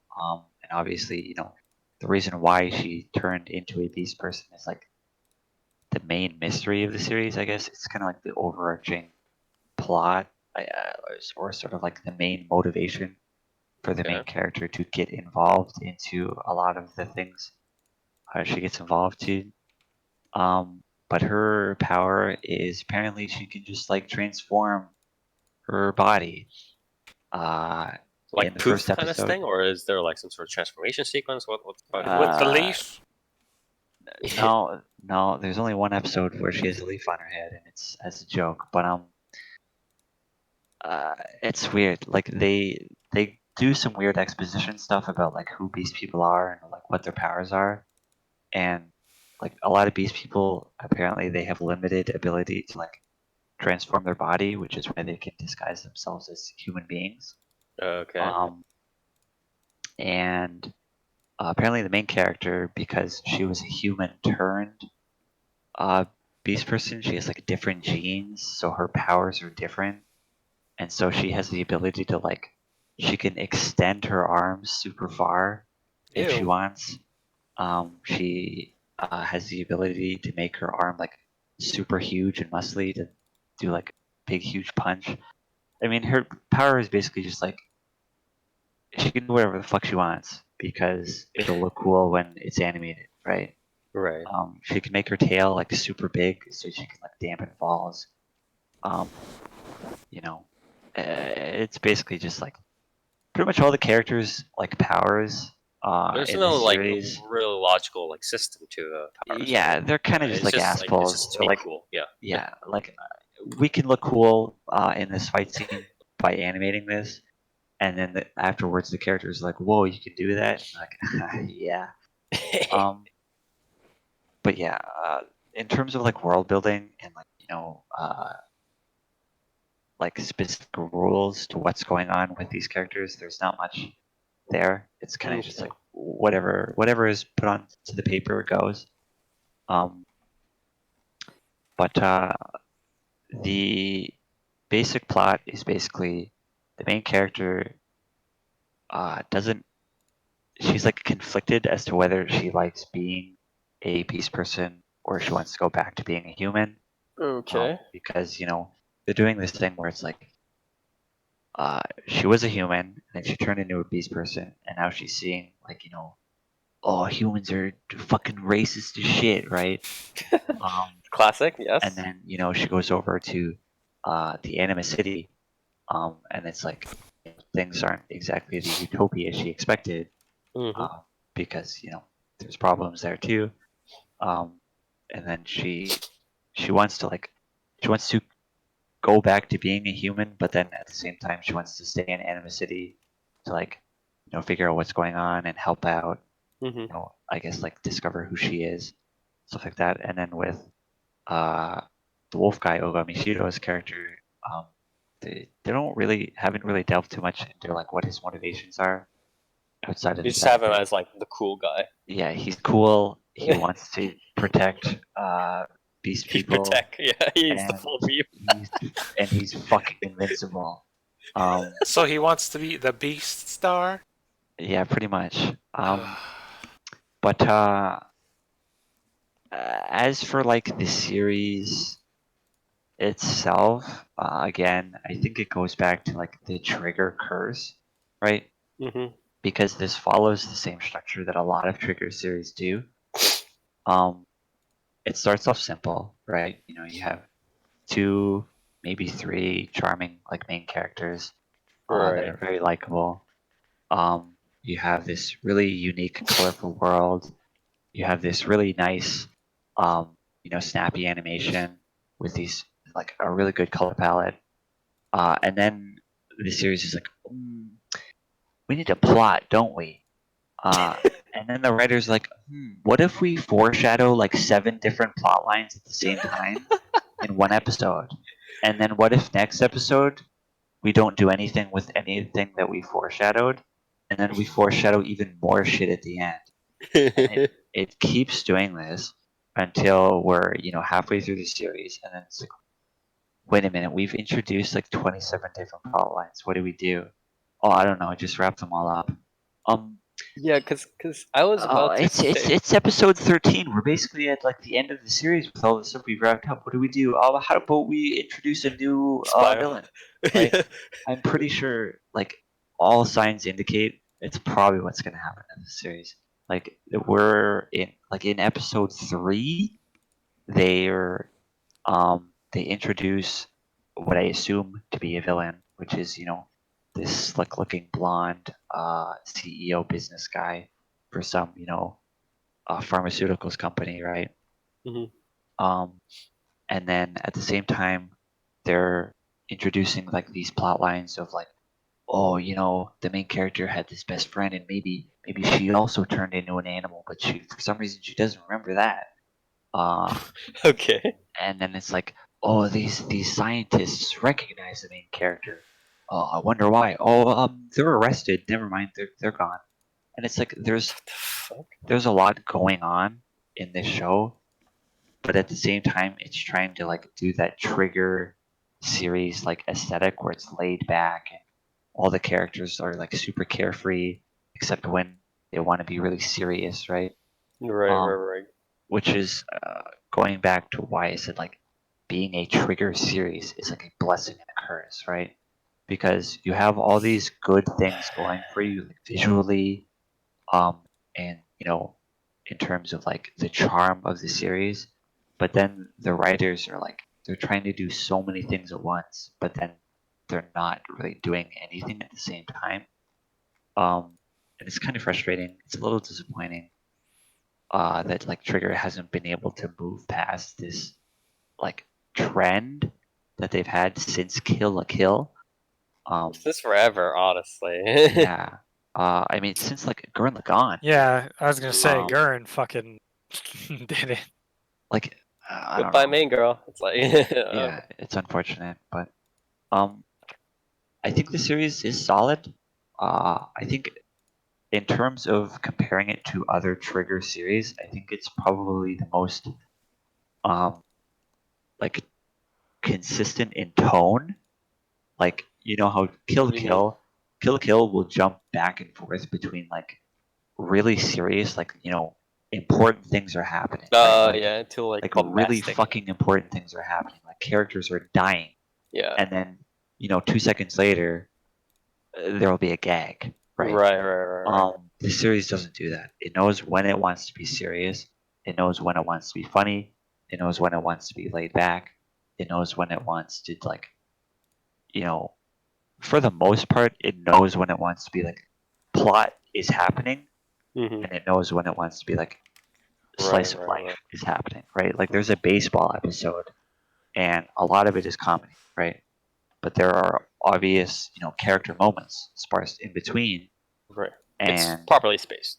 yeah, like it's paced properly. I'm not going to say it's paced well, but Mhm. like it is in the context of a Trigger show, it is properly paced, like as a story, right?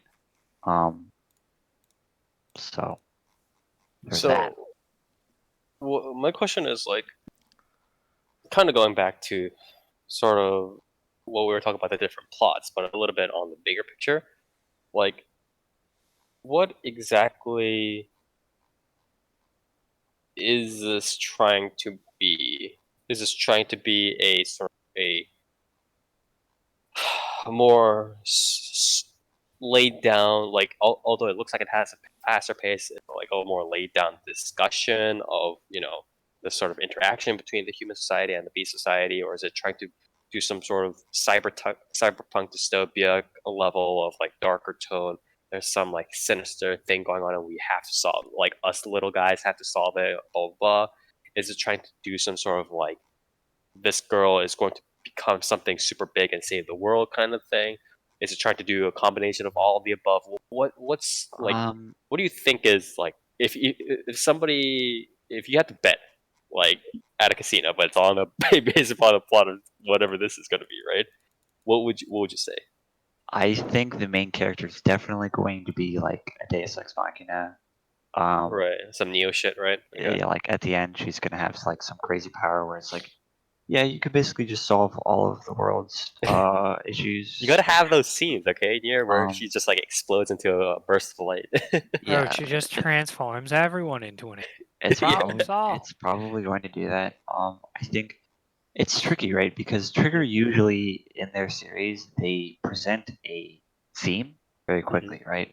Like in Kill la Kill, the theme was very obvious, right? Like it's just accepting who you are, being fine with your body, stuff like that, right? This one doesn't really seem to have a solid theme that it hammers home like immediately. So I'm not really sure what exactly it is going for right now. As of right now, it feels like a fairly laid back series with an overarching plot. Okay. And the occasional action scene, right? Um, I think I think Trigger is in this state right now where they're kind of um they're sort of like falling back on like being Trigger, right? Like they have um Like just the they thing is, have okay, like at this point I kind of like when people say like well, I know like I'm exaggerating a little bit, but I don't think I'm exaggerating too much. So like when anime fans are just like, oh, this is the most triggered thing I've seen or whatever, right? Like that's yeah one thing. It's like a general sort of description, and I can kind of get it. But it's like when people are like, especially these days, like when I see like some reviews and they're like, this is the most. They distilled the trigger formula into some essence, and then like they did it like somebody said it for Promare, right? Like they took the trigger formula and distilled it and refined it to such an extent and blah blah blah. Blah. Like I start kind of losing the idea of what people are talking about.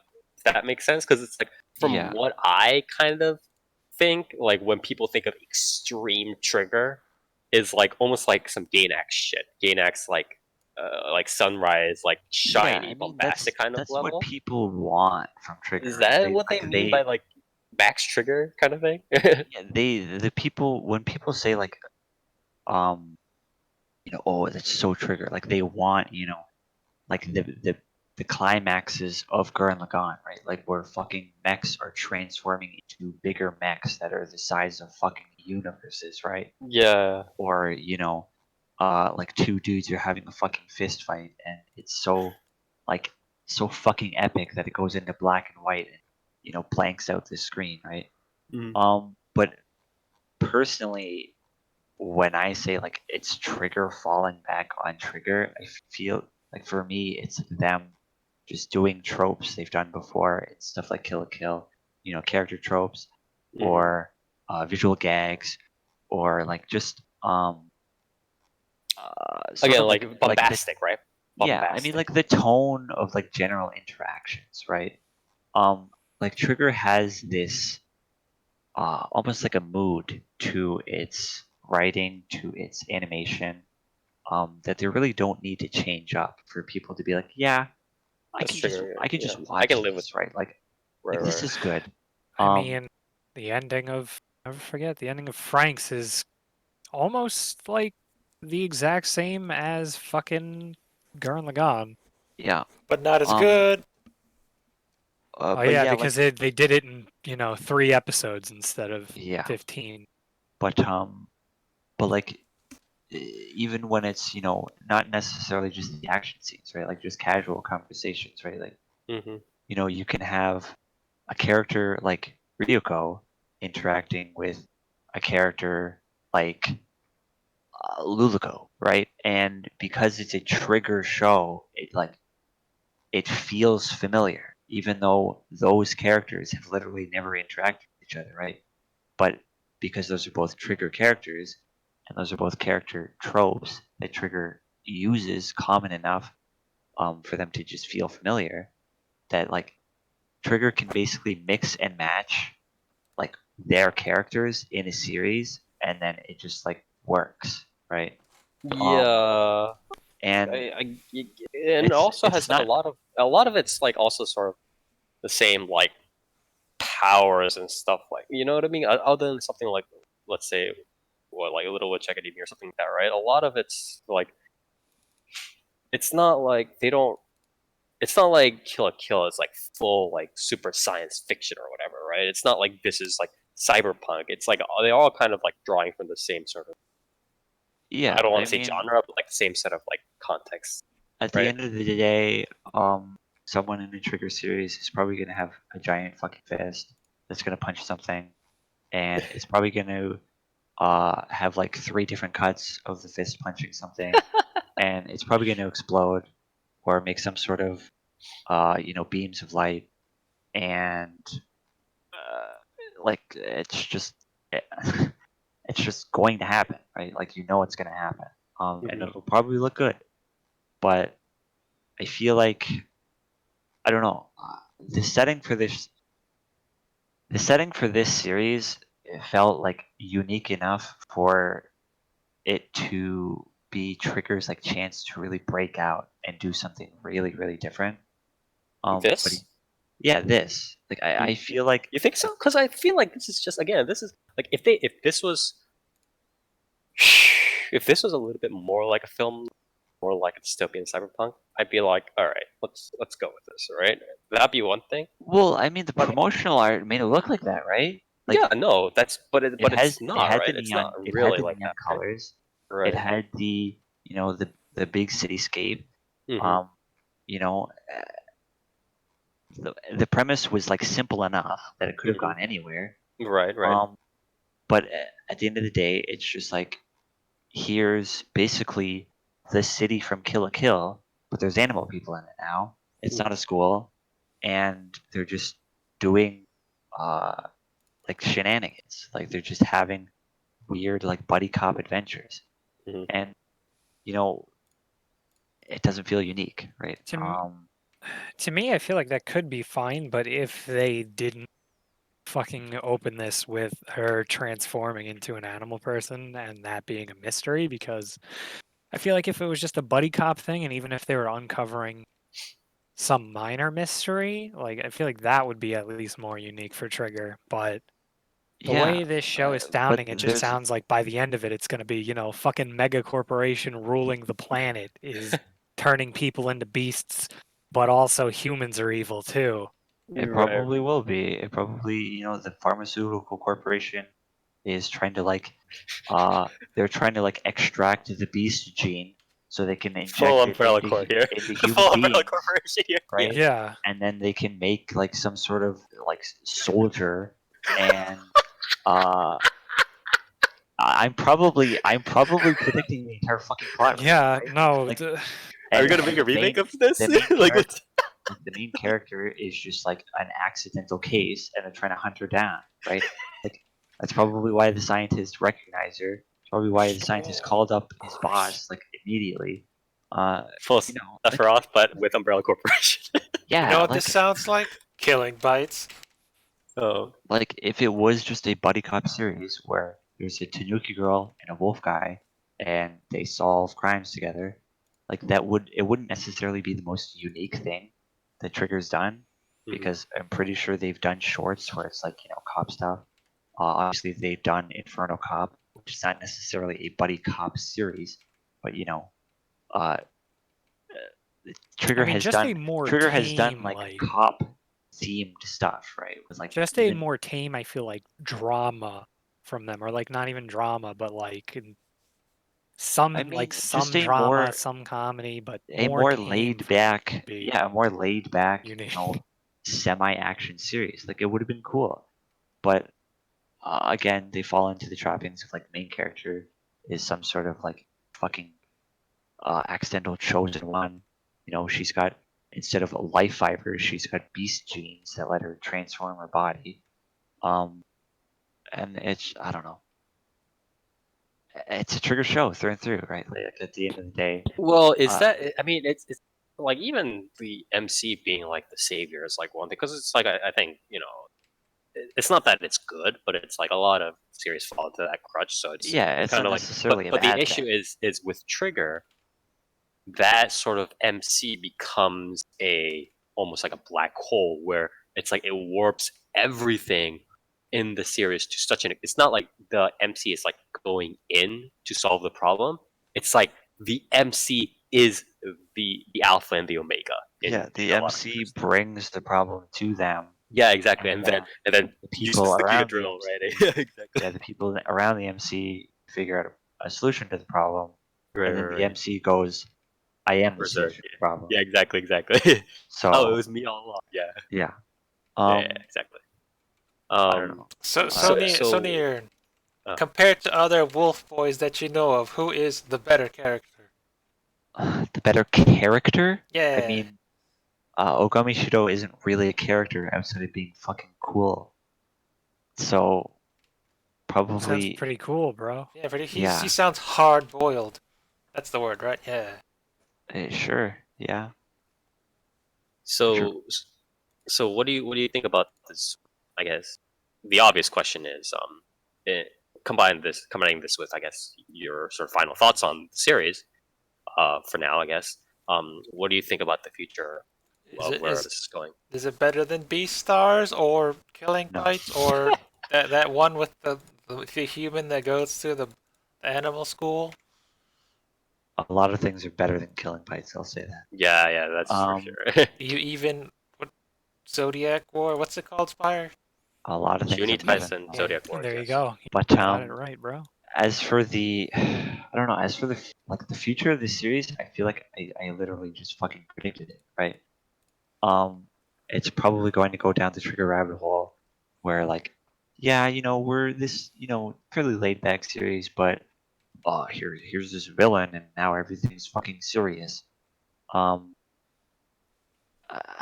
don't know. I don't see this.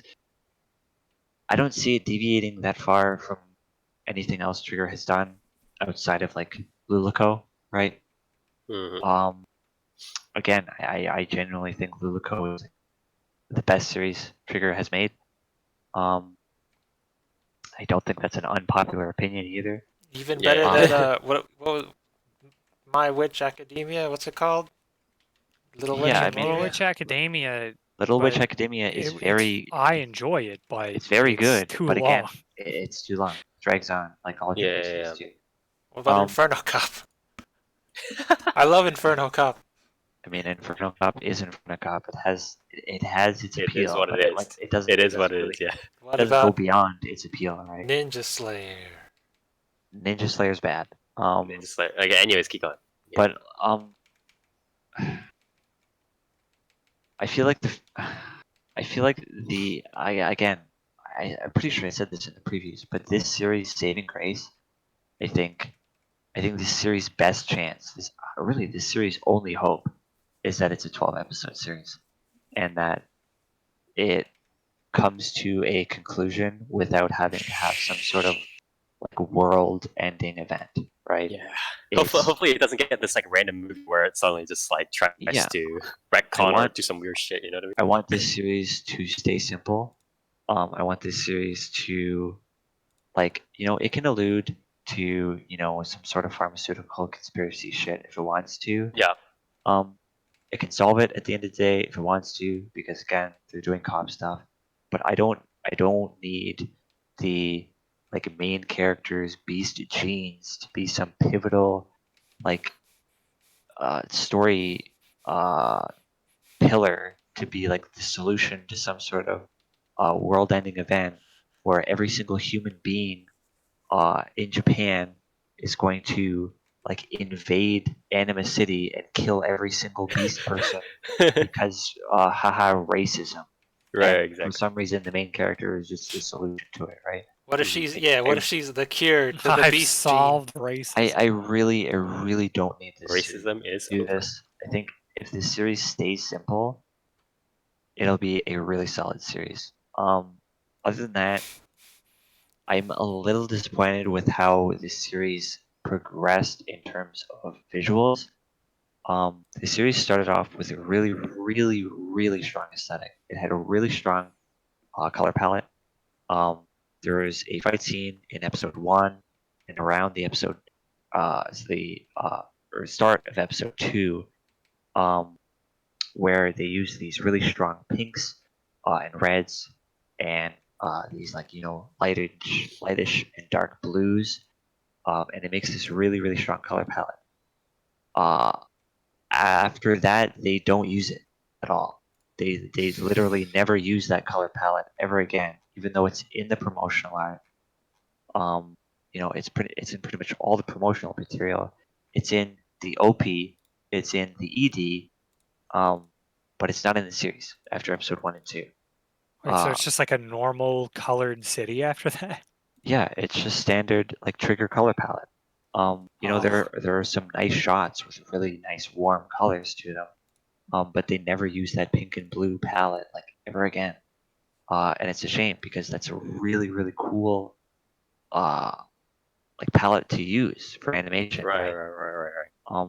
But like it's just in that one scene, and then they don't use it. Outside of that, I mean, it's a trigger show. It's directed by Yo-Yo Shinari. Visually, it's good. It has some really good cuts to it. There's some cuts in it that remind me a lot of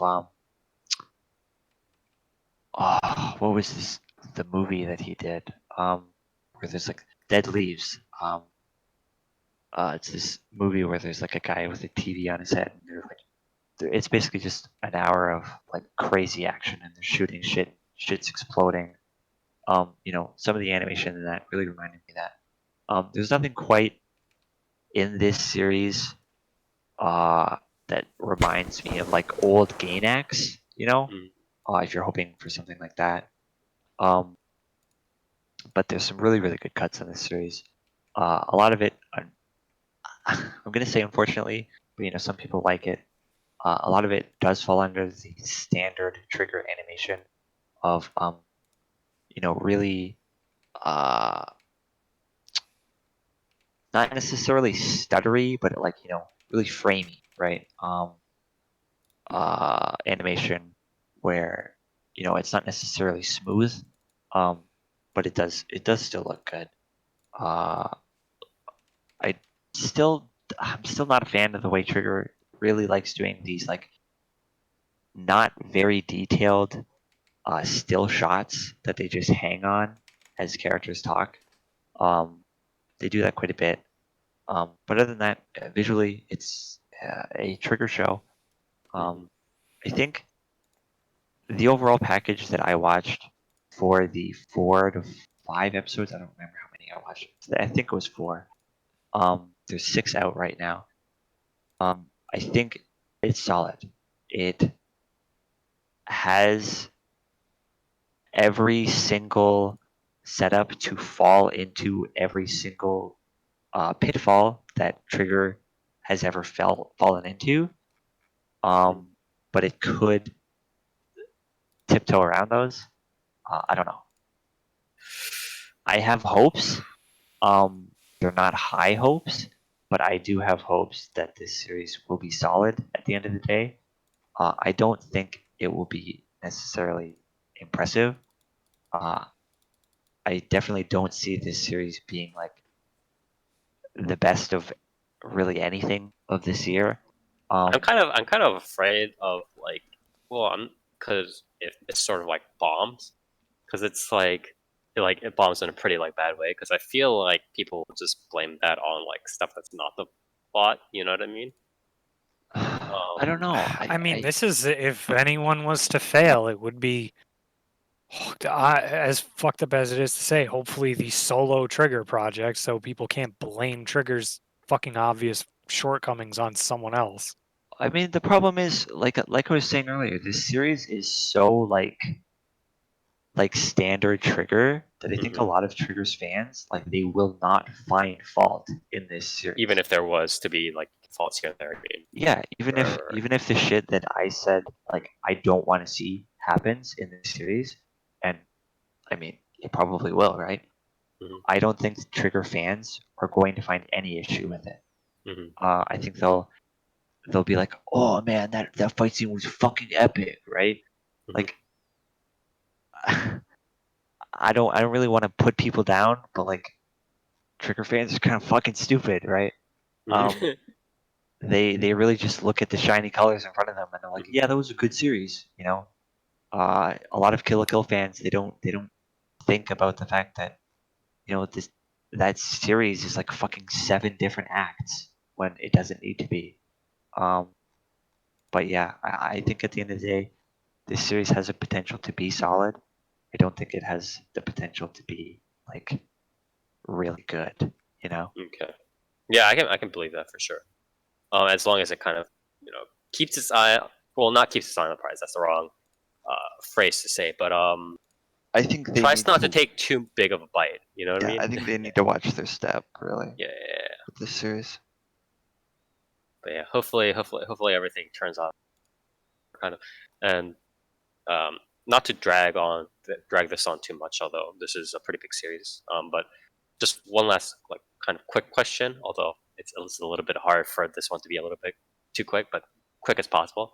But do you think in 2020 Trigger will release a series that will make you think, "Oh, this is good," but it's not Trigger. It's not like the Trigger stuff. 2020? Yeah, in In this 2020. year? Oh, Yes, in No, this year. No. Okay. no, I don't see that happening. I don't see that happening in the next 3 years. Okay. Okay. I don't see that happening for the next like at least At least 5 years. at least like 4 Trigger projects.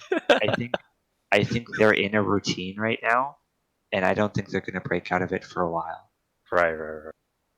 I mean, as long as especially the global audience is in the news, like even if the global audience isn't like paying them all their money, all the dues, at least they're sort of like putting it out there, right? It's like the global audience is kind of like helping them be the PR, right? The automatic PR being like, oh, Trigger, stuff like Yeah, that, right? I So mean that yeah, Trigger knows Trigger is very smart in advertising to the Western market, right? yes, That is probably their best asset as a studio.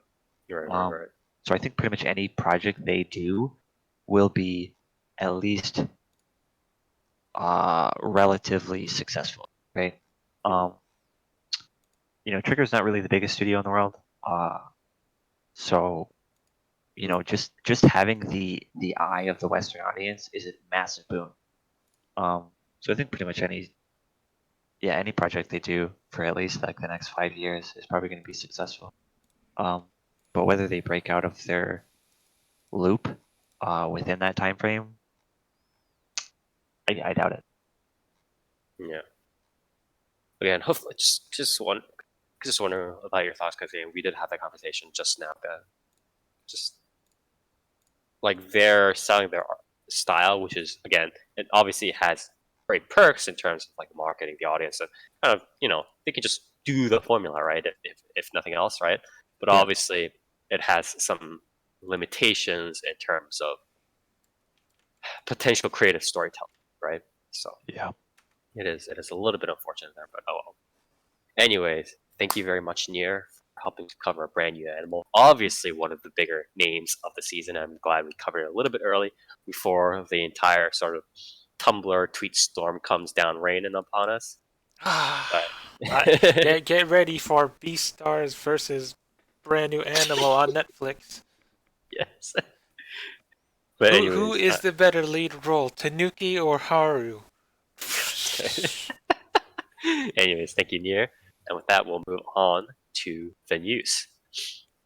Again, couple pieces of news today, or in the past 2 weeks. A lot of the regular news is kind of small for the most part. A lot of the bigger stuff is like all about, recent events and a little bit more on the somber side. But yeah. Anyways, first off, we have game developer Colloquial announced on Monday that it has purchased all shares of multimedia company Mages from the company Chiyomata Studios. And so Mages is a combination of some companies that are under Kadokawa and 5PB. 5PB being most well known for their work, for their collaborative works with Nitro Plus to create several visual novels. And so that's going to be a little bit interesting. They're, global, trying to kind of become a multimedia company project. So try to see how that works, or maybe a little bit of a bigger visual novel studio. We know that's a little bit rare these days, especially with a lot of visual novel companies, kind of going the opposite direction, right? With, declaring bankruptcy, so on and so forth. So we'll watch out for that. Next, Saudi Arabia, or I guess more specifically, Manga Productions, which is a company that's owned by the Prince Mohammed bin Salman by the Prince Mohammed bin Salman Foundation, who is named after the Crown Prince, right, over there, which is a Saudi Arabian sort of, I guess, investing almost company, right? It says it aims to create animation, comic, video game projects to promote Saudi ideas and messages internationally, but it's more or less just like an investing company, right? Yeah. Much. So it's working together with Toei Animations to create a new animated television series titled Futures Folk Tales. Asatira Mirai no Mukashi Banashi. So it'll be like a Japanese airing series that's talking about like Saudi Arabian like folklore tales or whatever. That's like weird, but the important thing is that there's a little bit more like of that sort of collaboration going on. So watch out for those sorts of ideas in the future. Besides Game Mobile, that could be a thing. I need to get Nitro Plus in on that. Next, everybody likes awards. Japanese publisher Kodansha announced 12 nominees in 3 categories for its 44th annual Manga Awards, or the Kodansha Manga Award, on Thursday. Kodansha will announce the winner for each category on May 12th. So for Best Shonen Manga, the nominees are Spy Family, Tatsuya Endo, obviously a very famous one these days. Keeps winning. It just keeps, yeah. That Time I Got Reincarnated as Slime, also known in Japanese as Tensei Shitara Slime Dattaken, or by Kawakami Taiki, also a very famous one, obviously. Tokyo Revengers by Wakoi Ken, and Smile Down the Runway, or Runway de Warete, by Inoya Kotoba, which the anime of which Neer covered for last season. Best Shoujo Manga, Kageki Shoujo Theater Girls. I believe Dark, you covered that, right? Shoei Review, I believe, was the anime version. What? By Kumiko's. No, wait, this was Review Starlight I covered. Okay, no, you covered, yeah. Kumiko Saiki, and so this is, I think, something that's slightly similar to that. I'm not sure, but I think this is different from Review Starlight, but oh really? Okay. yeah. And then we have Kiss Me at the Stroke of Midnight, Gozen Zeroji, Kiss Reiji or Reiji, Kiss Shi Nikiteo by Mikimoto Rin. Condition Called Love, Hananoi Kun no Koi no Yamai by Megumi Morino, Megumi, and Our Precious Conversations, Boku to Kimi no Taisetsu na Hanashi by This one's Robiko. been winning a lot too. Yeah. A lot of good series here. Best General Manga, Skip to Loafer, or Skip and Loafer, Takamasu Misaki. Witch Hat Atelier, Tongari Boshi no Atelier by Shirahama Kamome. Blue Period, pretty one that's becoming a little bit bigger these days, by Yamaguchi Tsubasa. And Mystery to Yu Nakare, or Do Not Say Mystery, by Tamayomi. So this is all of these ones. A lot of these are bigger series, but obviously there are some niche ones in there that are also kind of going on the up and up, so please check them out. Last year, Negihara was the quintessential quintuplets, and Yoshituku Oima's To Your Eternity getting an anime in the fall, October, both won the Best Shonen Manga Award, and Rie Aruga's Perfect World won the Best Shoujo Manga Award. Yoshinaga's What Did You Eat Yesterday won the Best General Manga Award. So please check some of these series out if you want to find some new stuff. Do you think Quince will have an anime finale thing? What's it called? It's short. What? Do you think Quince will have a season 2 or 3 to finish off the anime? Hope The not. manga? Yes, probably. Is my guess. Even Bokuto Dekinai with its what is it? Subversion of endings? Yeah. What? You're caught up with Boku no Haganai Dekinai. What's it called? Yeah, that's not Boku getting, wa Benkyo ga Dekinai. Yeah, that that's, one. that's Yes, not yeah. getting another anime. I Why can not? see That's that. not. Isn't it pretty standard? The No. ending is pretty standard. It's not. It's multiple choice if. Parallel world thing. I mean, Route yeah, 1 of 5, Spire. they had the side stories, right? The ifs, yeah. It's not side story, it's 1 of 5. That means they're main. Well, Also, I hope I don't Love Tyrant gets an ending too, because that just ended. okay, well, that's probably gonna be standard too. But anyways, next on the list, this is like a little small thing that I want to point out because it was a pretty like very weird premise, and sometimes I add in like weird anime premise kind of stuff. But the official website for MBS Get Up Get Live franchise announced on Thursday that the franchise will have a short anime. The site will reveal more details about the anime at a later time. So the story of this quote-unquote voice actor cross 2D entertainer project centers on aspiring comedian entertainers who all gather at SSS, a talent agency for comedians. The story portrays the friction and jealousy in their rivaling careers, as well as the admiration towards industry veterans, their disappointments, and the obstacles to their success as they aspire to become the greatest entertainers in Japan and the world. I mean, like I don't think comedy is like that. Yeah, like everything I've heard, like especially like like when you hear like Western comics like talk about this, it's like they're just comics. They're not like idols. I don't really understand this, but yeah, apparently this is a thing. But yeah, just thought that was a little bit funny. And last piece of regular news. Everybody likes numbers here. So the combined May and June issue of the Tsukuru Shippan's Tsukuru magazine published a chart on Friday listing the top 15 manga volumes for 3 major publishers, Kodansha, Shikakugan, and Shueisha. You guys obviously have heard of these before. In the last 12 months based on first printings. So these are the most, first printing copies. First printed copies of series for respective publishers. So this is, by the way, this is like specific volume. So this is likely going to be like the latest volume of the series that's going to be shown. But anyways, this is for last year, from April 2019 through March 2020. For Kodansha, I'm just going to go down the list here. I'm not going to name the copies or whatever. Or I guess they're all more or less the latest copies or volumes. Number 1, Attack on Titan at 1.4 million. Number 2, the quintessential quintuplets at 500,000. Number 3, Tensei Shitara Slime Datakan. That time I got reincarnated as a slime for 82,000. I'm going to go down these the rest of these a little bit faster. Number 4, The 7 Deadly Sins. Number 5, Space Bros. Number 6, Saint Youngman. Number 7, Ace of Diamond, Act 2. Number 8, The Heroic Legend of Arslan. Number 9, Chai Fruit. That's a surprising one. Number 10, What Did You Eat Yesterday? Number 11, Card Captor Sakura, Clear Card. Number 12, Ajin. Number 13, Grand Blue Dreaming. Number 14, Giant Killing. And number 15, Hajime no Ippo. For Shokakukan, we have number 1, Silver Spoon. Number 2, Detective Conan. Number 3, Detective Conan Zero Tea Time. Number 4, Mix. Number 5, Kubo Ibuki. Number 6, Detective Conan, Hannin no Hanzawa-san.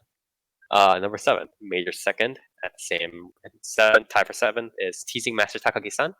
Number 9, Blue Giant Supreme. Number 10, Asadora. Number 11, Karakai Jozu no Moto Takagi-san. What does that mean? Is that like a spin-off or something? Number 11, Futo Tante. Also tied at 11, Futo Tante and Koi no Dangan. Tied at 14, Shinya no Dame no Koizukan. Po no Ichisoku Unicorn. And Awashi. For Shueisha, obviously number 1, The King, as always, One Piece. Number 2, Demon Slayer Kimetsu no Yaiba. Number 3, Kingdom. Number 4, tie for number 4, My Hero Academia, One Punch Man.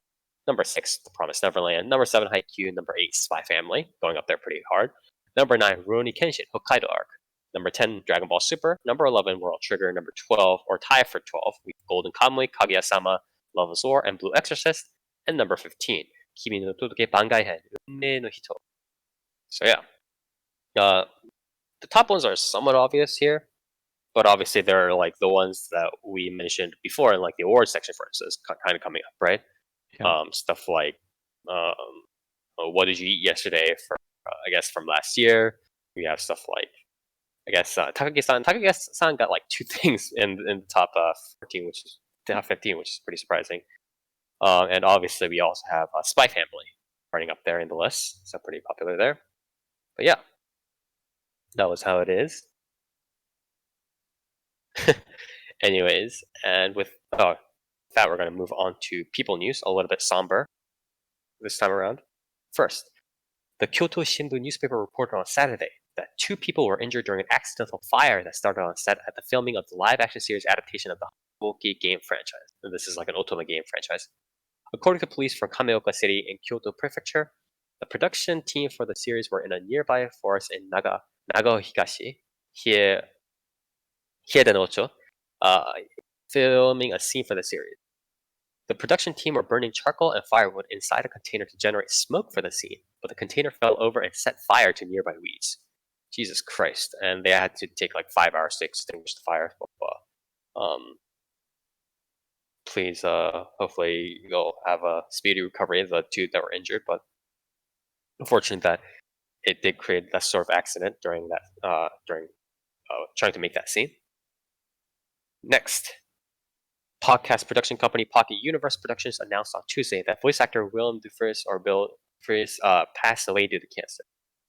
Dufris is perhaps best known for voicing the titular character in the children's anime series Bob the Builder for the North American dub of the first 9 seasons.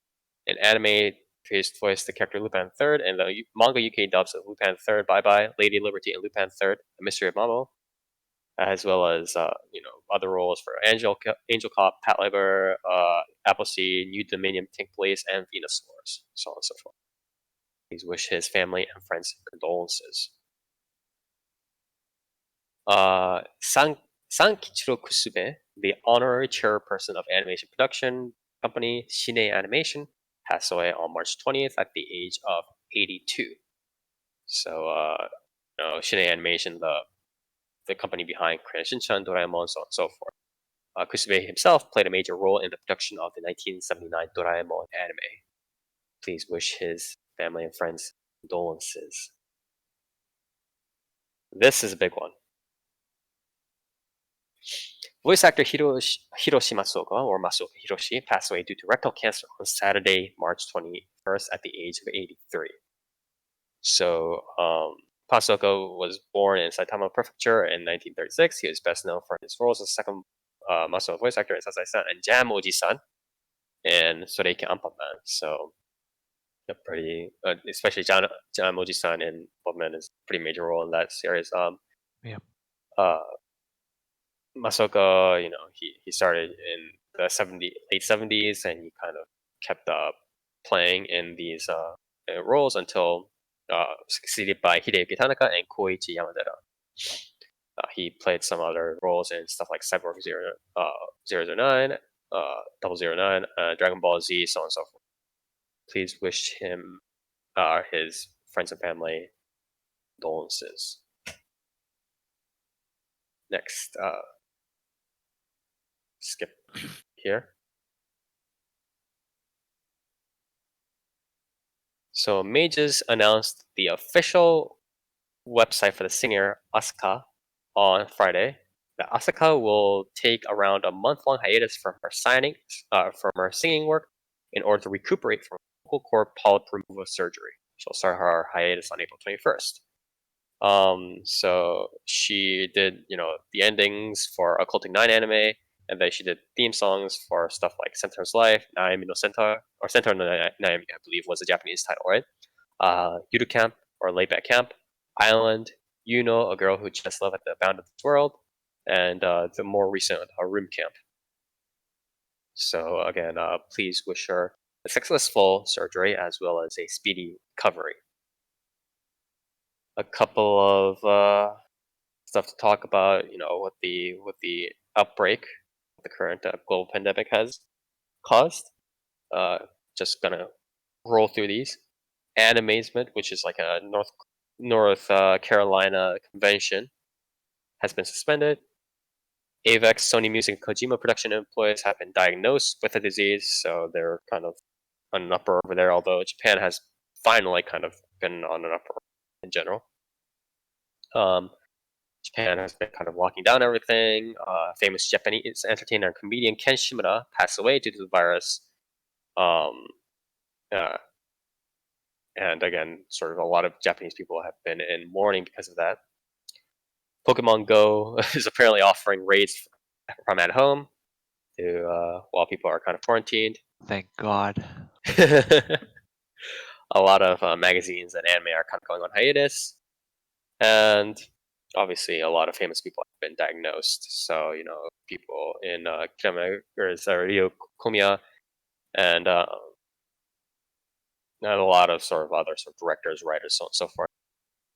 Here and there being diagnosed. So, again, hopefully, whoever is kind of diagnosed over there can have a speedy recovery. And again, condolences to anybody who has passed away due to the disease.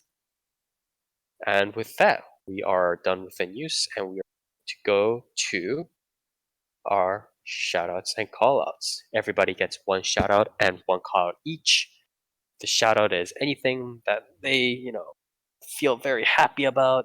They're whatever, just they're like, yes, this is the thing I want to talk about, blah blah. And callout is any one thing that you're like super angry about or whatever. So I guess I'll go first. My call out is actually not to the people who like Tower of God, although I feel like that could be a valid call out, right? It's to what's the translation? Yeah. So my call out is actually to Asa Project, which is the visual novel studio that made the love triangle Sukitu Sukito Renai Sankaku Renai. Because I read a visual novel from them beforehand called Puramai, which was really good, and I was like, oh man, I really enjoy the dialogue, enjoy like the routes and how they developed and stuff like that. And so I hopped into reading their next visual novel, which was The Love Triangle Trouble or whatever, right? And it was just not good. It's very half-assed. It's just the routes are bad. It's just like the structure is bad. The premises are bad. It's just boring. It's very half-assed. And I was very, very disappointed. So call outs to them. Shout out to as Riposte said in chat here, to Maji Translations for finally finishing the translation of Machite Watashi ni Koi ni Shirasai, or Oh Samurai Girls, or Love Me Seriously Oh Samurai Girls, or however the localization is. Machikoi, Fandisk 8.3.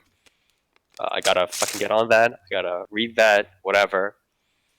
Who's your favorite? Is it the cowboy girl with the gun? The gun. My favorite main girl is Miyako, the purple-haired girl. Really? But I don't know about.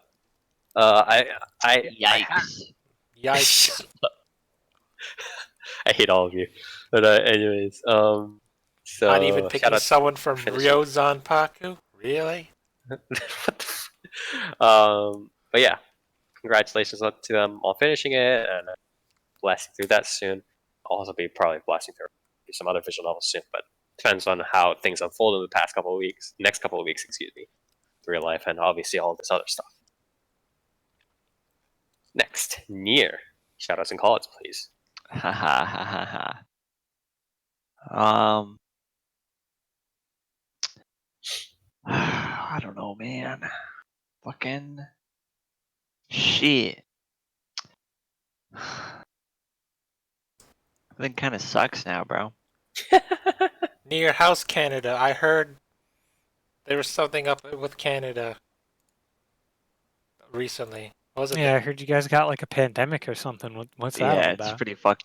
pretty crazy. I don't know What's if you with heard that about it. Canadian serial killer? What? Wasn't there like some Canadian serial killer recently in Canada? Recently? No, I don't think so. Okay. His name's Well, Justin Trudeau. Policies, bro. Uh-huh. I think I'll call out probably Platinum Games. Really poorly thought out April Fool's joke. What was it? They announced a game and then they were like, this sucks, we're not gonna make it. It was some like shitty fucking like sequel to an arcade game that like nobody's heard of. And then they were like, yeah, this isn't real. And the thing is, you know how Platinum released that thing where it's like the Platinum 4 and they were like announcing like multiple projects? They were like, yeah, this is the fourth one. And everyone was like, are you fucking like serious? You're actually just not going to announce a fourth game? And then later on, they were like, actually, we have Platinum 5, guys. And it's like, this was a really poorly thought out. yeah, that was not like I don't know about that. Yeah, it was just a really, just bad. Like, I don't know what they were thinking. Other than that, shoutouts to the game I haven't beat yet, Resident Evil 3 Remake. It's pretty good. Yeah, I like it. It's fun. There's a lot of people that are, disappointed with it because it's like changes stuff, takes some stuff out, which is understandable. But it's the way it is. The game's fun. The game's cool. Carlos is hot as shit. You Damn like straight. you like his messy hair, Near? Yeah. But yeah, that's it. Okay. Toast. What? Shoutouts, callouts, please. My shout out.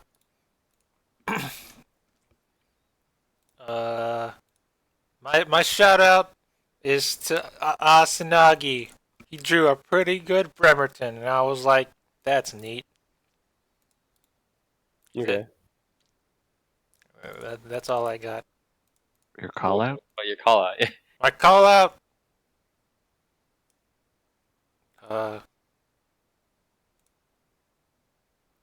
To like Piyush said, whoever made Corona rethink her streams. Did I already talk about that last time? I think I did. No, I didn't. Okay. What do you mean it made her rethink her stream? Remember that one dude was all like, "Hey, Corona, you should do this," and then she's all like, "Oh, maybe I should edit or delete my VOD," and people are like, "Hey, back off." God, I fucking hope not. That's what else am I gonna use for background noise? But And yeah, then she didn't end up deleting it. obviously there's gonna be like, backseat drivers everywhere. Just That guy deleted his Twitter, so there is some happiness. So good job. Yeah. Wait, what did I say my shout out was? I forgot. Asanagi? Oh yeah. Okay, I'll stick with that. That guy's cool. I don't know about that. You see the new here, Near? Let me link you the new Bremerton. It's pretty good. Anyways, so Dark. I'm gonna start with my call out. Okay. Cause easy. Neer kind of touched on it, but I'm calling out the people who are like Resident Evil 3 should have been $20. It's like, what the fuck does that even mean? Like, why? And they're like, well, I beat it in 5 hours. Like, my first playthrough was on standard. I beat it in 5 hours. My second playthrough took me a full 5 hours of playtime because it kicked my ass on hardcore. That's So it would have been 8 hours total with the skip cutscenes it said. that's because Dark with how much was RE2? Full 60. Yeah, that's because you have two characters, Leon and Claire. Yeah, except you Yeah. don't play Route A of both of them anyway because that's a waste of time. I played You wanna Route know- A and B.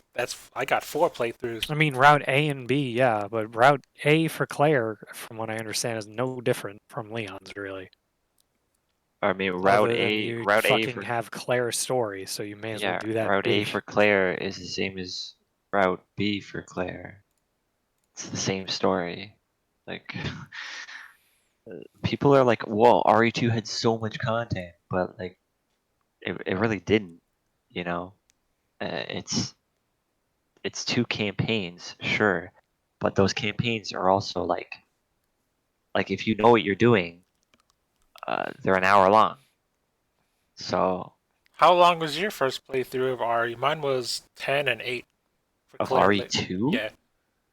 I'd have to go back, but I believe my Leon A was about 6 hours, and my Claire B, or no, I was Claire A, Leon B. My Claire A was like 6 hours, and then my Leon B was like 2 hours long. Really, mine was 10 and 8 because I was wandering around doing everything. Mine was 8 and 6. Yeah.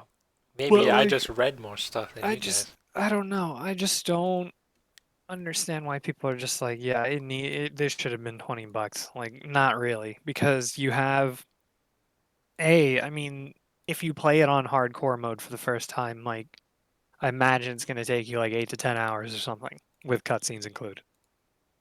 Then if you play it on like the way I did standard, then I did hardcore. So that was a combined of like, I think 15 hours or something. And now I'm doing it on Nightmare, which is going to take me even longer because I'm towards the end of the game right now. Like, I'm past the halfway point, but it's kicking my ass because Nightmare mode is very scary. Yeah. And it made that beginning section with Nemesis actually really fucking hard and terrifying. Mm-hmm. But it's got a lot of fun stuff. I would definitely recommend people beat it on fucking Nightmare mode before they, say shit like that. So, because Nightmare mode is, it's got a lot to it. It's got a lot of new scares, got some new dialogue, especially for Carlos.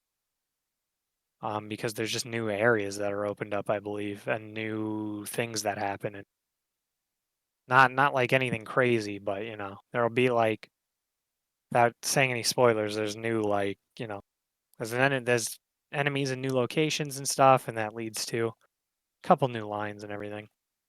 So it's still neat. And it's fun. Except the Nemesis guys, they suck. I don't like.